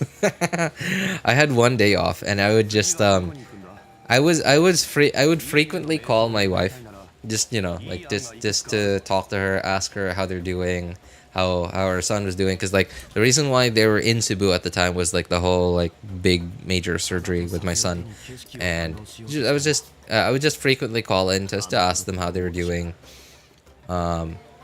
especially because it was like it was a nice period in time in life for my son, because like when children, he was about 4 years old, and for between 2 to 5 years old is generally when I would what I consider to be some of the loveliest moments, some of the loveliest years for a child, where they haven't really developed into developed their own personality yet, so they still have this like baby like personality, but you can start interacting with them, so it's just really fun, and they're just really lovely, and they're still like you can still very much mold them into the kind of person that you ideally want them to be, and it's just a lovely several years that I that I consider in a person's lifespan. And yeah, because my unit is like, it's hard to explain, but it's not the second floor and that's it. That's second floor and then roof and then that's it, the sky. But the way that it's like laid out in relation to a neighbor's house and the other units, it's just really, reception here is just really choppy and just not very stable. So whenever I have to make like a long phone call, I have to actually go out like right next to the street.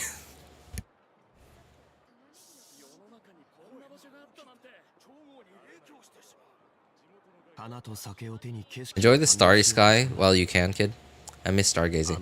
Oh man, I can't imagine like in America, like in America, because I don't know how many satellites Starlink already has up in the sky, but like I imagine that a lot of them are probably above America.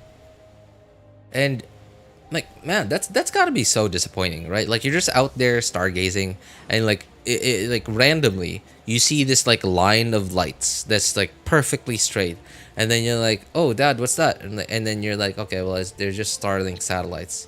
Like it's just, I don't know, it's a nuisance to your view of the sky for me. Although I have to say though, it's like it's a very, I think it's a great way to potentially give people that are too far away from civilization access to the internet without it becoming what, like just not viable, financially viable for internet service providers to provide internet service in such distant locations. But I don't know, I just feel like it's a little disappointing, like because out there you're supposed to like there's very little light pollution, so it's supposed to be very easy to just see the sky at night, and then like there's distractions like a row of Starlink satellites up in the sky.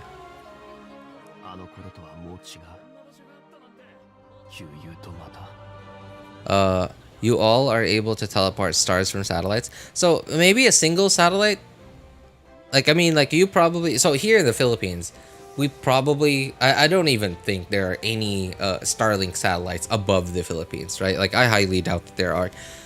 So we don't have that problem.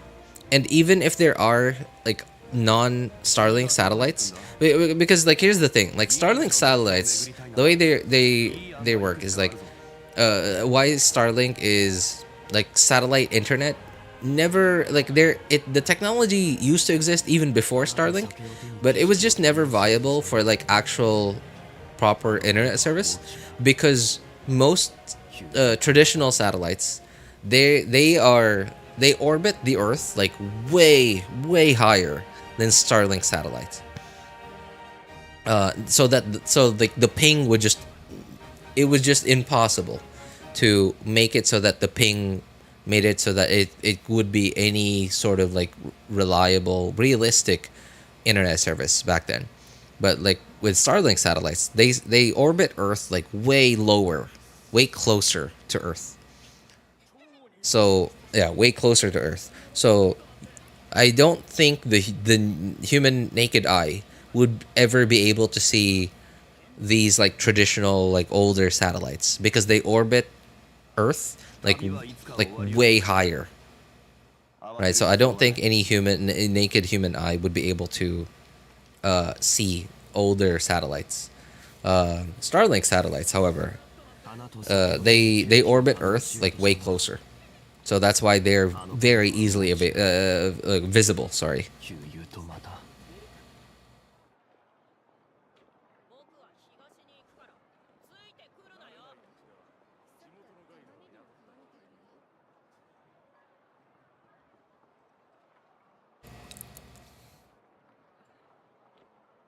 Older satellites are plenty visible. Really, they are.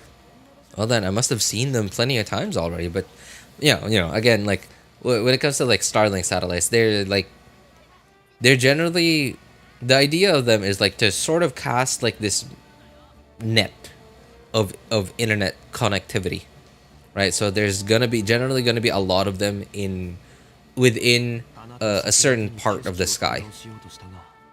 So you're just gonna see a bunch of them grouped up together, compared to like older satellites where usually you see like one or two. Like yeah, I think depending on what part of the world you're in, yeah, like you might really only ever see one satellite within like one view of the sky. My grandpa used to take me stargazing and show me all the constellations, satellites, and aircraft. Oh man, I don't think my parents never really did that to me, and honestly, like if my dad was like better at handling finances, I think at one point my dad might have like bought his own boat or something. And if that was the case, I think I would have loved going out to sea with my dad, like staying out at sea overnight on a boat with my dad, and he would have taught me a lot about like seafaring, and yeah, it would have taught me a lot about seafaring and like being out at sea and like working a ship lights, ship commands, whatever, right? And I thought, yeah, if that had happened, like I might actually not be here streaming, like and talking to you guys. I might actually be out on a ship working today, if that had happened. 旅はいつか終わりを迎える。慌てる必要はない。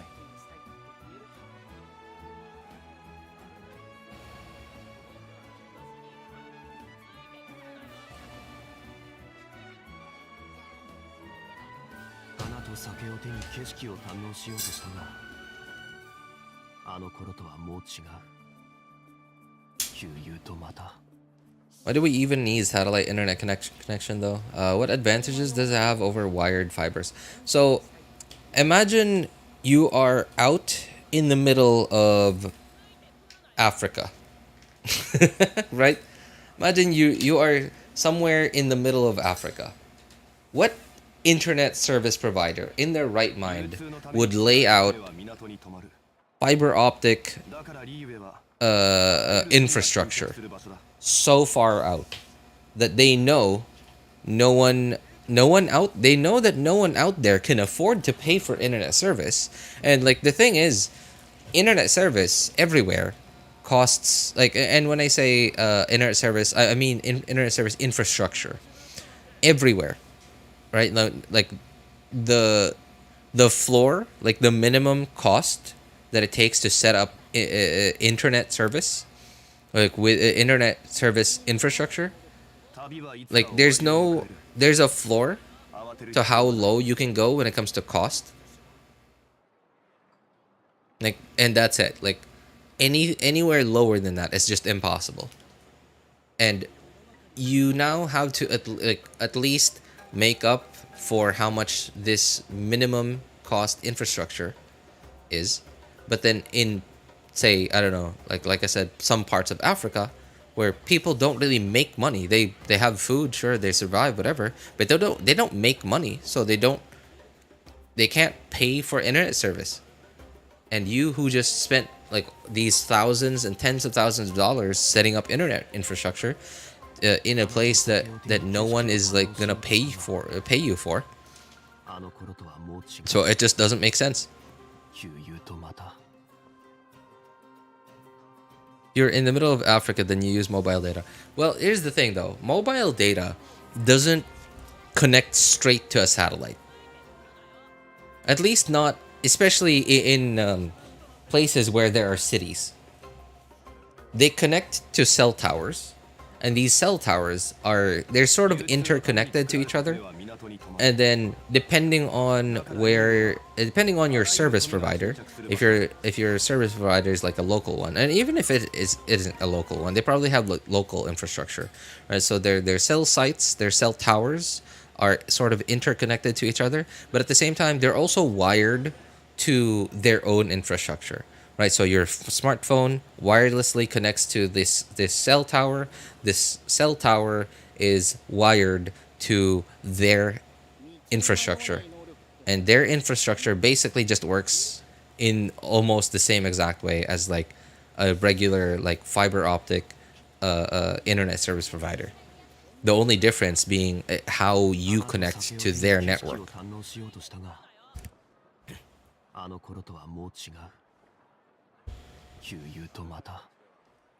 It's not like a satellite can just provide you with Wi-Fi out of nowhere. Also, you'll still need a receiver to connect yourself with a satellite. That is true. That is true. But then with satellite internet, so not just Starlink per se. Like the idea of this technology is that you won't need any special hardware for it. Your phone will just be able to just automatically connect to internet. Granted, of course, you have this. Well, not your phone specifically, like directly, but like your like this whole like Starlink kit. And the idea of it is because the satellites orbit low enough down to Earth, like it's actually possible to have pings or latencies that are realistically usable for day-to-day use.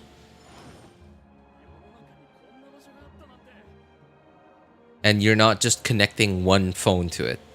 You can actually connect like a whole household to it or something. Yeah, but then again, like the problem with it too is because the satellites are like flying a lot closer to Earth. That means each satellite is only able to cover a much smaller area on Earth. So to provide internet service for a much wider area, you would need more satellites compared to like a satellite that's floating much higher above Earth. Because a satellite floating much higher above Earth would be able to provide connectivity for a much wider area because it's floating much higher above Earth. So yeah, the idea, like there's a lot of pros and cons to it. The idea of like Starlink and like satellites that are floating a lot closer to Earth means that okay, so here's another thing too. Because they're a lot closer to Earth, the Earth's gravity, the pull of gravity, would be a lot stronger on those satellites that are a lot closer to Earth than the ones that are a lot further from Earth. Which means these satellites would need to be moving a lot faster in order for them to stay in orbit. And because they're moving a lot faster, it's very likely that this specific satellite will fly away from you, like your location, a lot sooner, which means this satellite internet service provider, will need way more satellites up there in the sky, so that once this satellite flies out of range from you, another one of their own satellites will fly into range of you. So yeah, it's a lot more troublesome. There are a lot of pros and cons to it.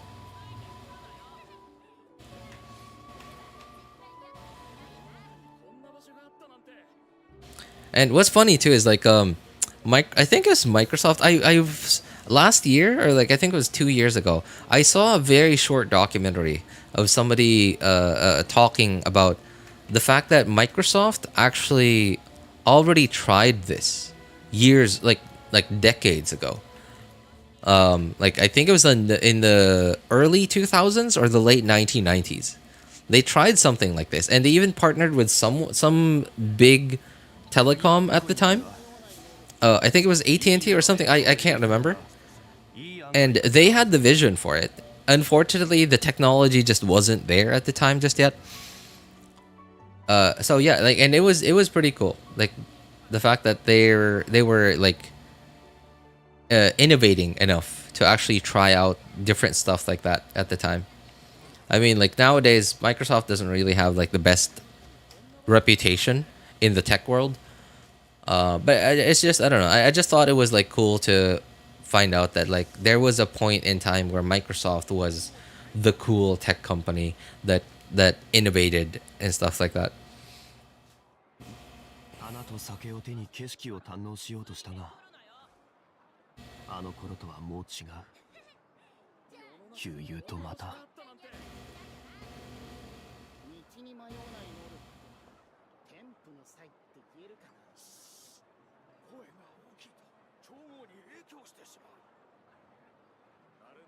You're in the middle of Africa. Where are you finding household there?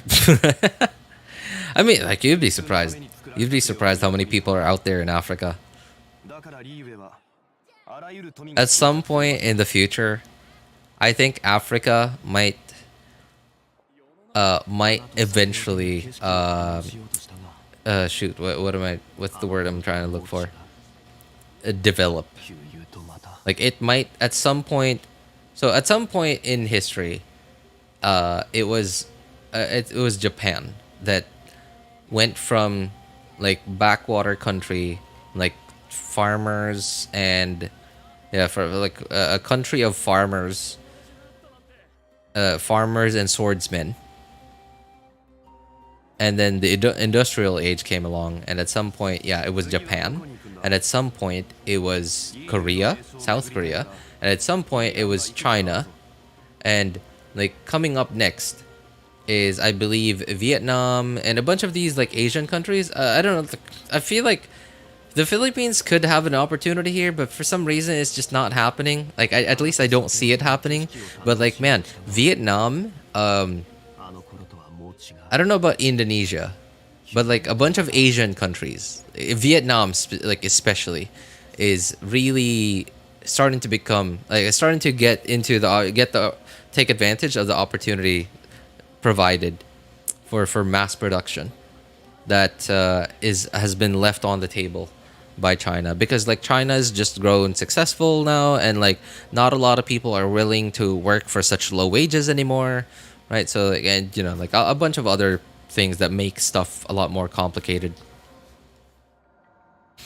And at some point after that, and I think like India as well, like India's been like trying. There's a lot of like complicated reasons why it's not like really happening, but it is sort of starting to happen, but it's a lot more complicated. There's a bunch of stuff that's in the way.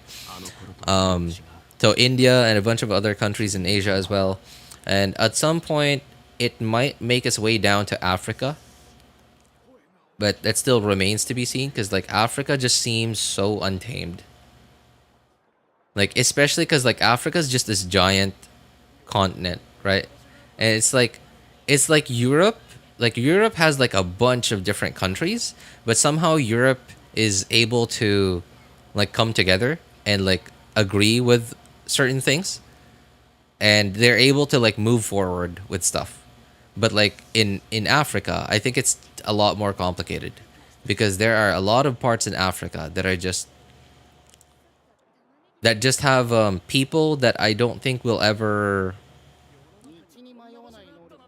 consider oh shoot, what's the word I'm looking for? Like just working together, right? Like when they can see success, they like just a lot of influential and powerful people in Africa, in different countries in Africa, they would want to just take all of it instead of like working together and sharing all of it with each other. So I think it's gonna be a lot more complicated in Africa, and it might not ever happen to Africa. What happened with Japan, Korea, and China, and nowadays starting with some Asian countries. It might not ever happen in Africa, but it might.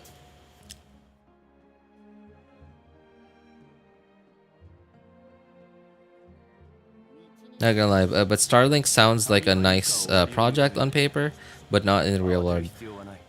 Um, in the real world, I think the idea is, yeah, it's like a lot of, I feel like it's a 50-50. It's like there's 50% pros and 50% cons. And once you like fully have it up and running, so I think the pros of it are like, at some point it'll be possible for almost everyone to just be almost everyone on Earth to just be connected to the internet at all times. But big cons would just be, we would just see thousands and thousands and thousands of satellites in the sky everywhere.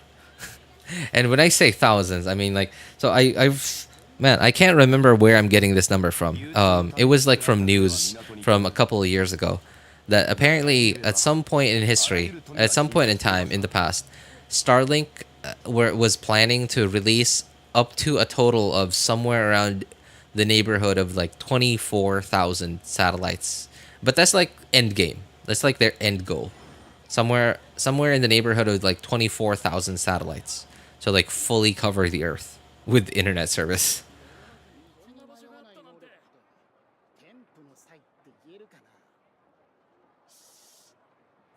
And so if you guys have seen Wally, there were a couple of scenes in Wally where you could actually see the Earth, where that version of Earth just covered in satellites, just covered. Like their ships, like while it's like coming down, like the main ship when it's like at the end of the movie when it comes back down to Earth to like land on Earth. It just like it hits like a bunch of satellites that are just in the way, and like the rocket that Eve was on when it came back out of Earth to like take it back to like the axiom or like the mothership. It just hits a bunch of satellites because like Earth is just like, man, it's just riddled with satellites. So at some point, yeah, it's worst case scenario, like Earth turns out that way, and it's just awful.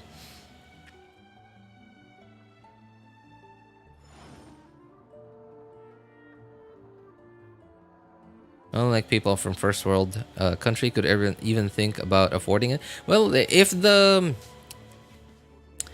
at the economies of scale, like they work now. Like granted, they don't always work. They work only up to a certain extent.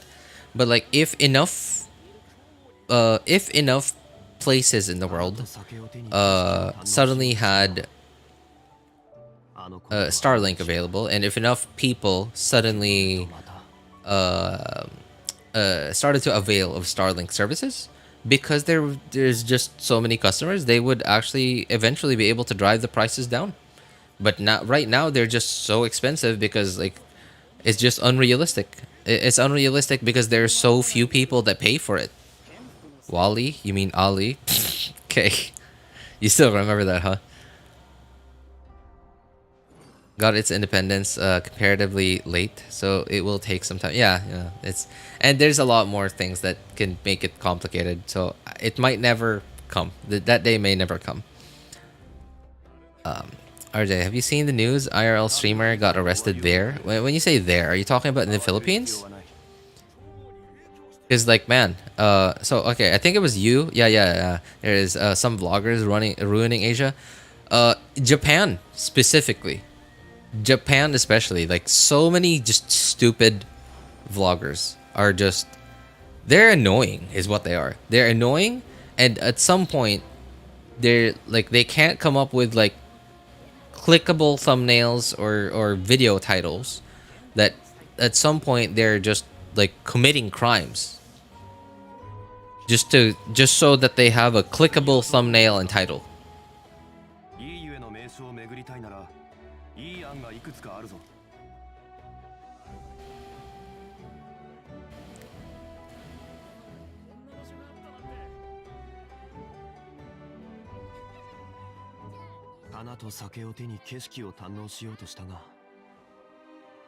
That's true, but RJ's it's RJ's country and mine's the Philippines. He recently got arrested in the Philippines. Really? Wait, what's the vlogger's name? I remember hearing that name, Johnny Somali. Wasn't he arrested in Japan or something? I remember hearing something about a vlogger that got arrested and was on trial and is now pretending to be, well, I don't know about pretending, but like went crazy or something. Just went full on retard mode and just went crazy. Like his mind just died or something. Oh, that was in South Korea. Okay. Vitally. Okay, interesting name. Recently, so what was he arrested? Okay, you know what? I'm not gonna bother you you guys for that. I'm gonna look it up myself. That's, man. What happens inside Philippines prison? Oh man, that's everyone's so scared. I don't know now, but way back then, especially before Duterte ever became president, Philippine prisons were basically 5-star hotels for the rich and influential criminals. Like, no, they really were. And the, you know, the security guards that are supposed to be keeping in the prisoners essentially become errand boys. But then again, I don't know now. Ever since Duterte became president, he fixed a lot of stuff that was supposed to be working. That has just been broken forever in the Philippines. They also make drugs. Yeah, dude. Yes, that's true. They make drugs in prisons. They make drugs in prison. They used to make drugs in prisons. And get this, politicians used to meet up with their criminal mastermind buddies that are in prison. They made their like whole. They used to make their like deals. Like their under the table deals, their drug deals, whatever deals they had in prison.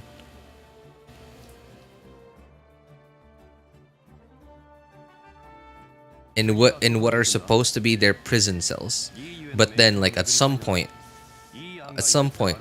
someone exposed the fact that like these prison cells were not prison cells. They looked like lavish 5-star suites. Some had jacuzzis in it.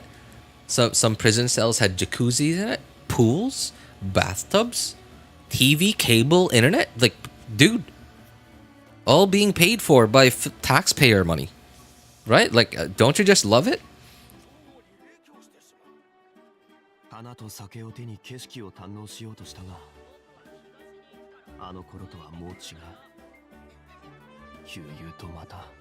You're talking about prison. Yes, prison. Right, yeah. Jacuzzi. 5-star prison, I guess. But then again, this was back then. I don't know now, after Duterte's term. Oh, hey, what's up, Bunny? How's it going, man?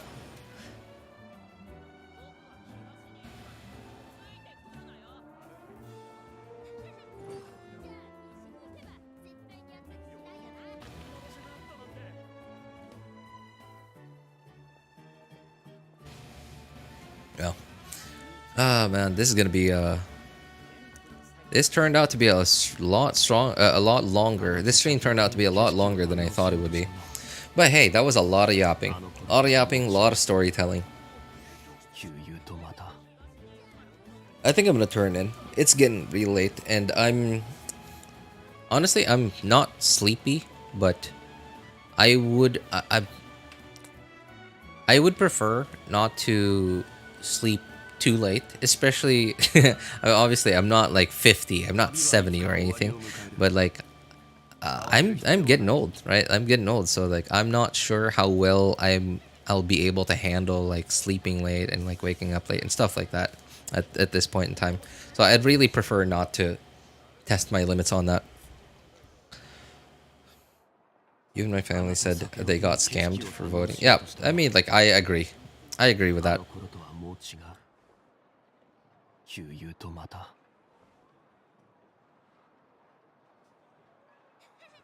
Deep fake of a Korean. Deep fake, huh? Dude, what people will do for clicks and views, huh? 流通のために作ら And れた that 船は皆 it will guarantee jail time now. Jeez, だから that's リーウェはあらゆる富が沈没 man, all for the views, right? All for the views. These kinds of people, man. These kinds of people just they really, man, they just don't. You know, obviously, I don't know them personally, right? But I just, from what I can hear of them, why do these people even like they don't? These people don't deserve like what they've gotten, like the views, the revenue that they get, the treatment that they get, the communities that they have. They just don't deserve it. They deserve to be completely ignored by everyone. That's what they deserve. They don't need to go to prison. They don't need to go to prison. They just need to become completely irrelevant. Because when they become irrelevant, right? They become harmless. They become harmless. They only become like, I guess they'll become like criminals. They'll become criminals and they'll be on the news for a little bit, but then they'll go to prison and then story's over.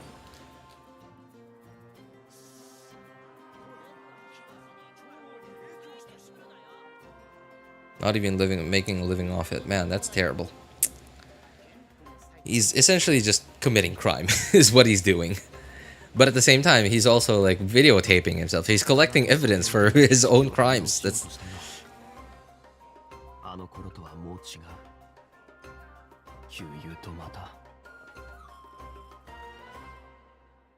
You can't ignore people like that. Oh, just tell others they can do the same. Yeah, but then like imagine if people like that, like if they uploaded a video or they streamed something that they like, you know, this stuff that they do, and just everyone ignored it.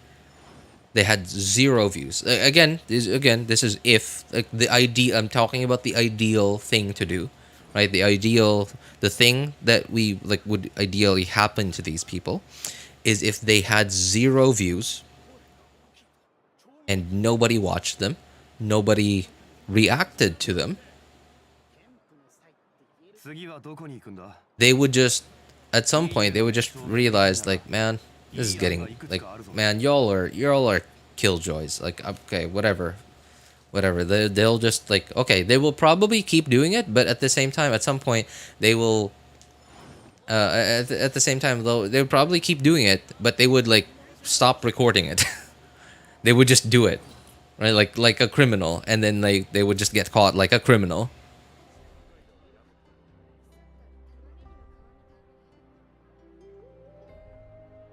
That's what would happen. At some point, they realize, okay, well, nobody cares about this. Nobody's interested in this. Okay, but they'll keep doing it, sure. But then again, like they'll at some point they'll stop recording it. They'll stop making videos of it, and they'll just be committing crime like most criminals are, and they'll just get caught doing crime.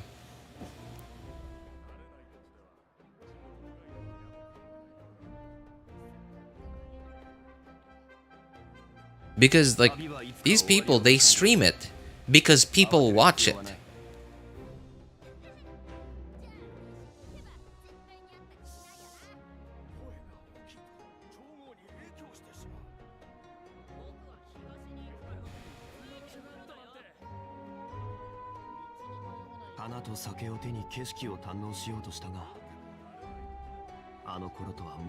What's the topic? RJ trying to get to bed, but then like gets hung up on another topic that these guys bring up on stream. They'll just go harder. Yeah, they will keep going harder and harder until someone watches them. But if like here's the thing though, like technically these people are not bullies, right? They're not bullies, but they do have something in common to bullies. Not all bullies, but most bullies. Most bullies do what they do to get people's attention. But if nobody pays attention to them, nobody reacts to anything. Nobody reacts to anything that they do. They will lose the incentive. That is their incentive. Attention is their incentive. Attention, reactions, that is their incentive. That is their main reason why they do stuff like this. But if they just get nothing out of it, right? Get no attention, no reaction, they will just start to, it will like, at some point they'll try harder. They'll try harder and they'll keep going. But if they still got nothing, at some point they'll just realize, okay, this doesn't work anymore. And then they'll eventually commit an actual crime. And then they'll be on the news Saturday, like Friday night, they'll be on the news, and then they'll just go to prison just like any other criminal.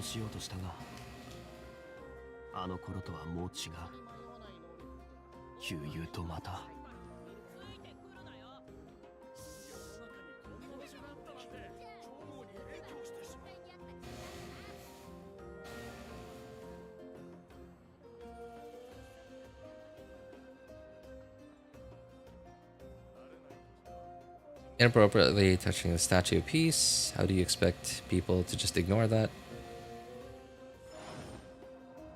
Again, listen to what I'm saying. They're committing crime, right? They'll go harder and harder until at some point they're committing crime. And obviously, when someone commits crime, the police don't just show up and like, hey, you're committing crime, come with us. Obviously, someone's going to report it, right? It's essentially what you guys are saying. People can't ignore it, so obviously they're going to report it. So like they just committed a crime and now they just got caught, just like any other criminal.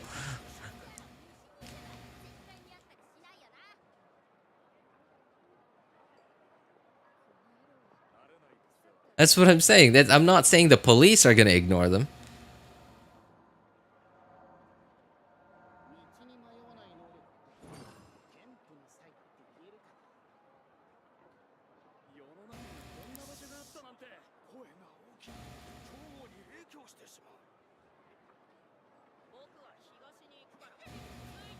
Oh, okay, guys. You guys are completely missing my point here. Okay, here's the thing. Okay. Someone trying to get people's attention. Records a video of it. Streams it. Whatever they do. 0 views. 0 reactions. Nobody on the internet talks about it. Okay. They try harder. They up it up a notch. They take it up a notch. Okay. Still gets 0 views. 0 reactions. Nobody talks about it as if nothing happened, as if they didn't do anything. They try even harder. And the thing about this quote unquote trying harder, okay, is they will keep going up and up and up this extremity ladder, right? At some point, this extremeness ladder, I don't know like how to call it, right? At some point, one of those things is gonna reach, it's gonna step over this line between public nuisance and crime. Once they get to that point, obviously they're committing a crime, especially if it's the kind of crime that involves people, like stealing someone's property or physically harassing someone. Obviously that's a crime. Obviously you're not gonna ignore that, right? Like that, not like some idiot's not gonna ignore that. Like, okay, well, I'm trying to ignore you because you just want my attention. No, you're committing a crime, so obviously I'm gonna call the cops on you. And this is what I'm talking about. At some point, they're gonna commit a crime and just get caught like a normal criminal. あの頃とはもう違う。旧友とまた。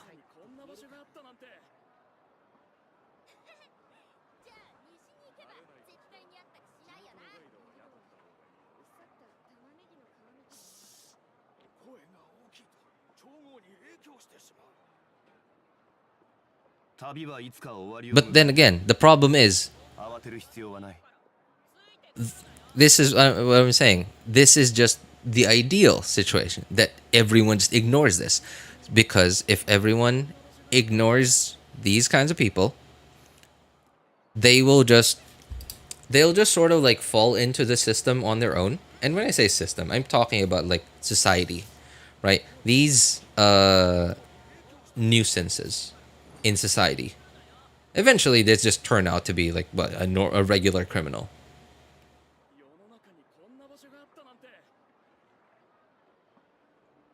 Minor law. Minor law is a minor law. Like you break enough minor laws, you just still get caught like a regular criminal. Right? So like yeah, they'll just keep pressing the issue and they'll just get caught like a regular criminal. So ideally, they never even got the attention that they wanted in the first place. That's what ideally we wanted to happen. But obviously that's not what happened. Obviously they actually got attention. And getting the attention makes them want to go even harder. Because they want more of that attention. The attention is their drug. These people are addicted. The attention is their drug. And they want the next big hit of their quote unquote drug.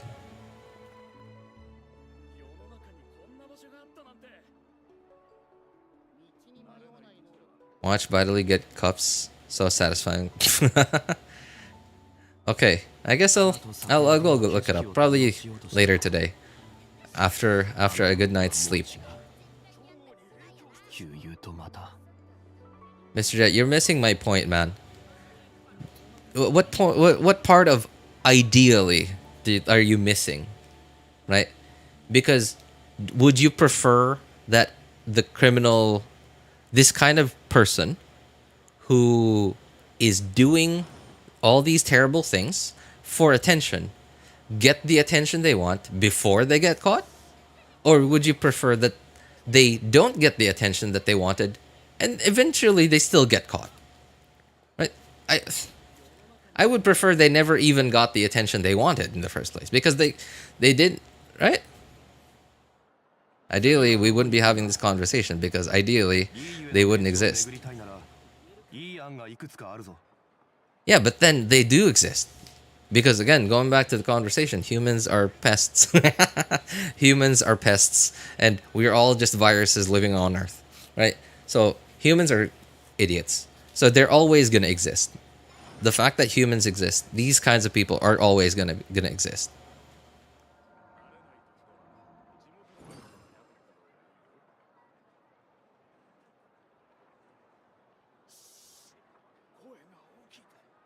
And ideally, we don't give them what they want.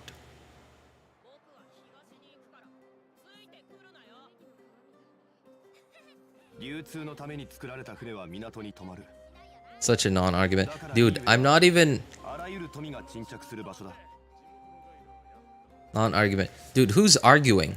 I'm just telling you what I think the ideal situation, the ideal thing to happen would be. Because... not even just these kinds of people. All the these retarded vloggers that just okay, sure, they want the money, right? They want the ad revenue, whatever. Ideally for them, they want that ad revenue, they want the sponsor money, whatever. That's why they want views and whatever, right?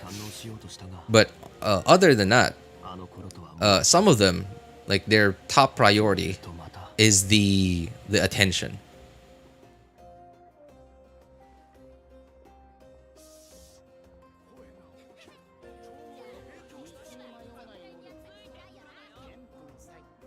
Because essentially what you're pointing out, Mr. J, is you just don't want these people to exist. And of course, right? Obviously I'm talking about okay, well, ideally this is what happens, that happens, but then and then you're like, okay, well, ideally these people don't exist. Like, you're just getting to the point.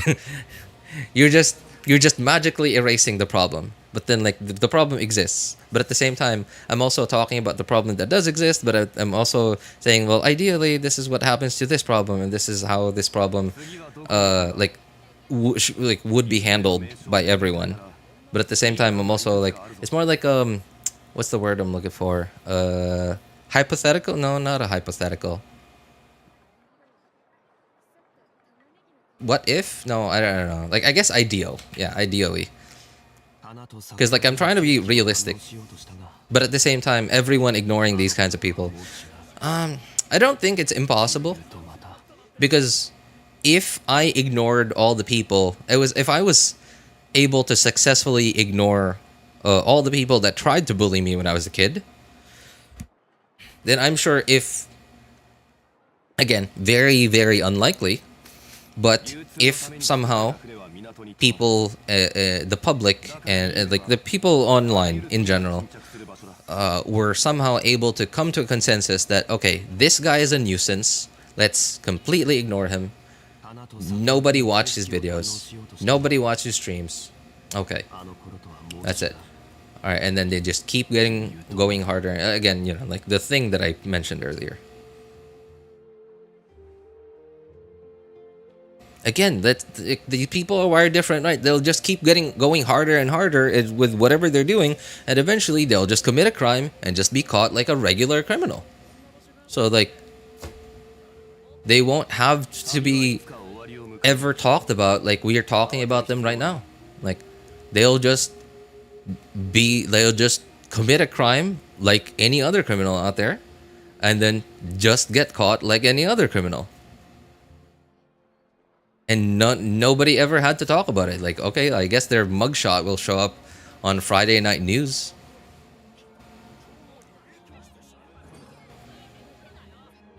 Why would I miss a perfectly good dumpster fire when it's happening anyway?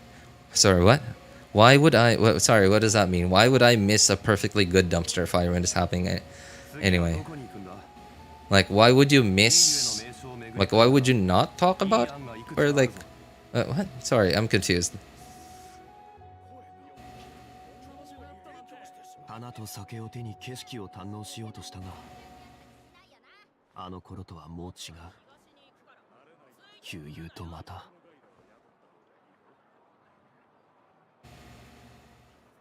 If this retard is going to be harassing people, live, sorry, and cutting his life short anyway, why would I not watch?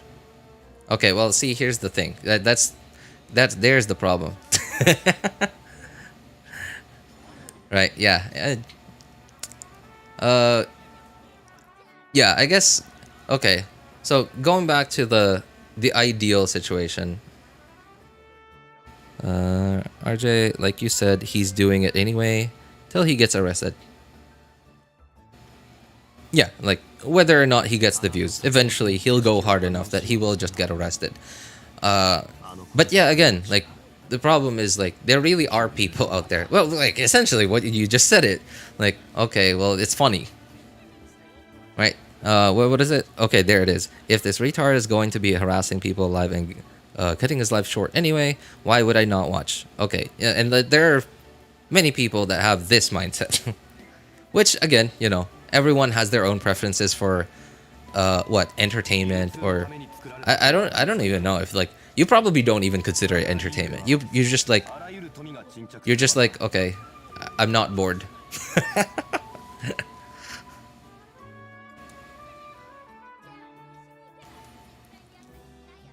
He gets arrested quicker when he's not ignored. Yeah, but it could also go both ways too, because, like, people have gotten stupid, man. So there are some people, obviously, like, when it's clearly a crime, obviously you get arrested no matter how famous you are, right? But people in general have just gotten stupid, because, like, nowadays when somebody's, like, famous enough, they are not, like, legally allowed, obviously, but generally, like, people are willing to accept a little bit more, or like, sort of tolerate some of their behaviors that they usually would not tolerate just because they're famous. Like, okay, good example, but obviously, like, Tectone, right, had probably, I don't know, probably not crossed any of these lines just yet. But despite him being a complete jerk, people just sort of tolerate how abrasive he is and like just generally how he is. And that's mostly like, okay, obviously it's not only because he's famous, but mostly because he's famous.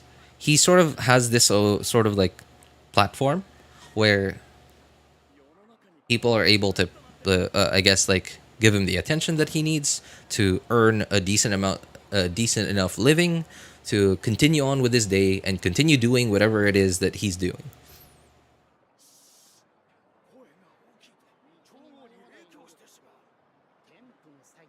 Supposed to be arrested in Japan, but just got a deportation. Man, Japan's too nice for its own good. More attention, don't get them. More attention, what? More attention, don't get them arrested as well. And obviously, we're all like sort of generalizing situations here. Obviously, even if what I said happened, it could go the other way, and even if what Mr. J said happened, it could also go the other way. So, depending on like specific circumstances, obviously, we're sort of all like generalizing the situation here. Reserved for rich and famous, not IRL streamers.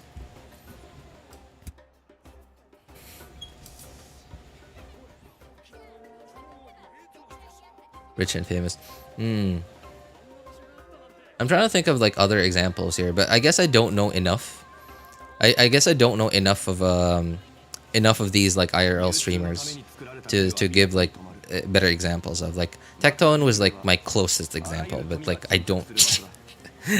He's the only one I know that is not. He's not really like. So obviously he's not an IRL streamer, right? But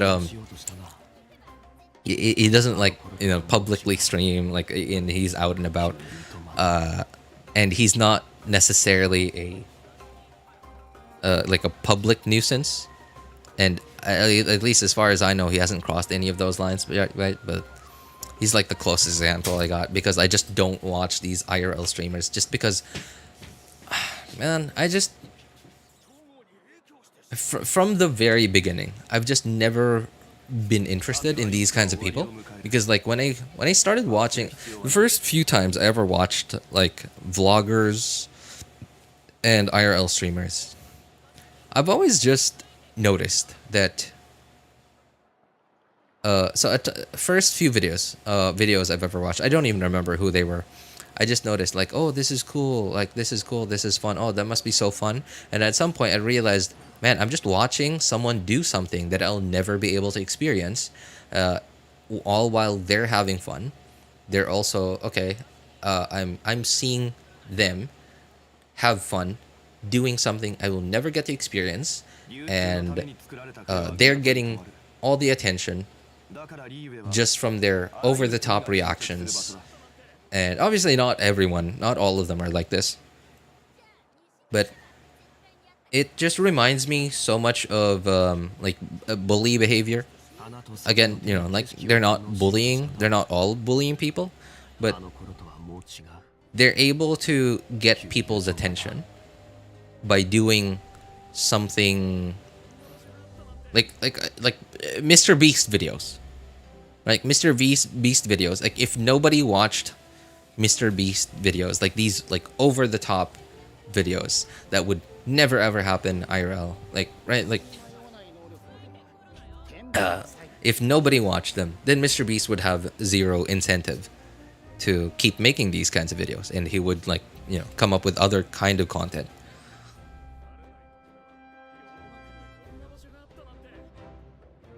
Oh, you're still on live? Just finished preparing lunchbox for my sister. Oh, hey. What's up, Shinrin?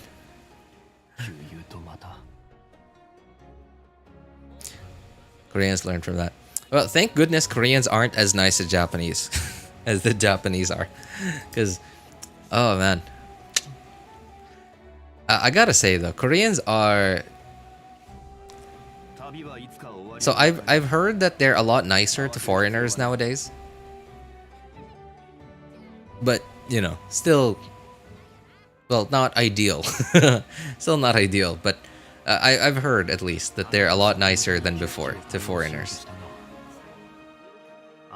But they still have this like obsession with perfection.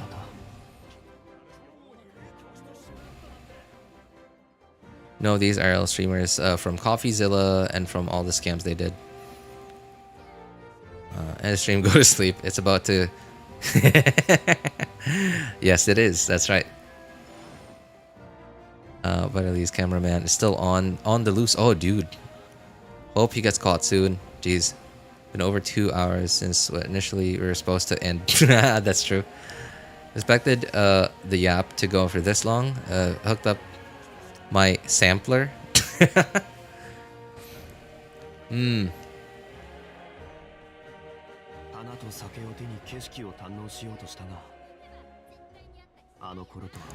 Oh man, like honestly, I appreciate what CoffeeZilla does. I appreciate what CoffeeZilla does, really. Like, but I just when YouTube recommends me one of his videos, I do my best to avoid right clicking on it or clicking on it or like interacting with it in any way at all. And it's not, again, I appreciate what he does. I appreciate that he, like, what he does is like he puts in the effort, invests the time and effort, and like anything else he invests into it, to like figure out, to learn the truth about like all the stuff that he covers, and like puts it out on his platform so that more people are aware of what's going on and are more informed about all these terrible things that are going on. But at the same time, it's also providing these people that are doing these things an even like a bigger platform, well, his platform, because like he's a really big guy on the internet, publicity. So it's a little bit of a double-edged sword, and hopefully it leans more towards that more people are informed of these terrible things that are happening, and that they steer clear of these terrible people that are doing these terrible things. And hopefully it leans more towards that in more cases.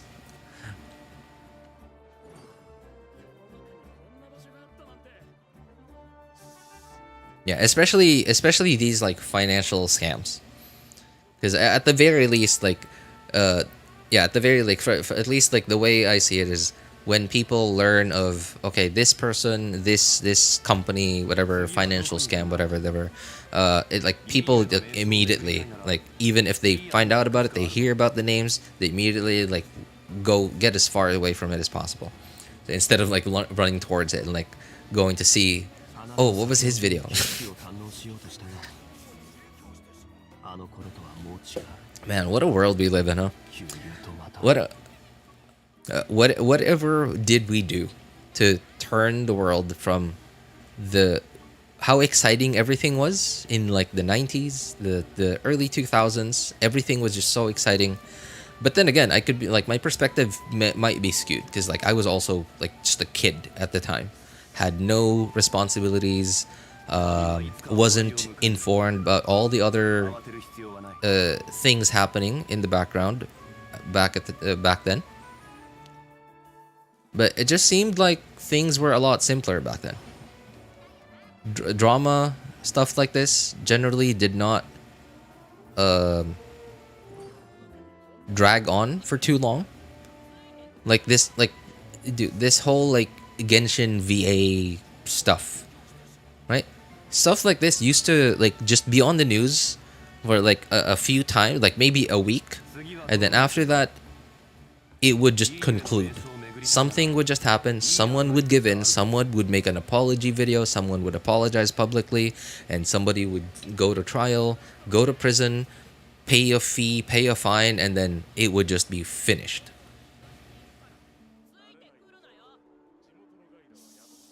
I don't know, it just seemed a lot simpler back then. It's just it's just annoying. Everything is just annoying nowadays. Like artisan pull on all nighter, dude. I've started hearing some neighbors' chickens waking up. So again, this is for real this time. This is for real. I'm gonna head off. So for those of you who need help building your characters accounts or making a decision which banners to pull for, feel free to join our Discord server. Links are in the description in all my videos, VODs, and streams, and in the pinned message in YouTube chat. If you want my personal opinion, you can ping me over there. My name is Elvis Einstein. Of course, you can ask for other people's opinions too. Thank you guys so much for coming by, hanging out, and being awesome people. Have a good day, good afternoon, good evening, and take care, everybody. Bye, guys. Man, that was like an hour 55 minutes of actual Genshin gameplay and like 3 hours of yapping. All right, take care, everyone. Bye.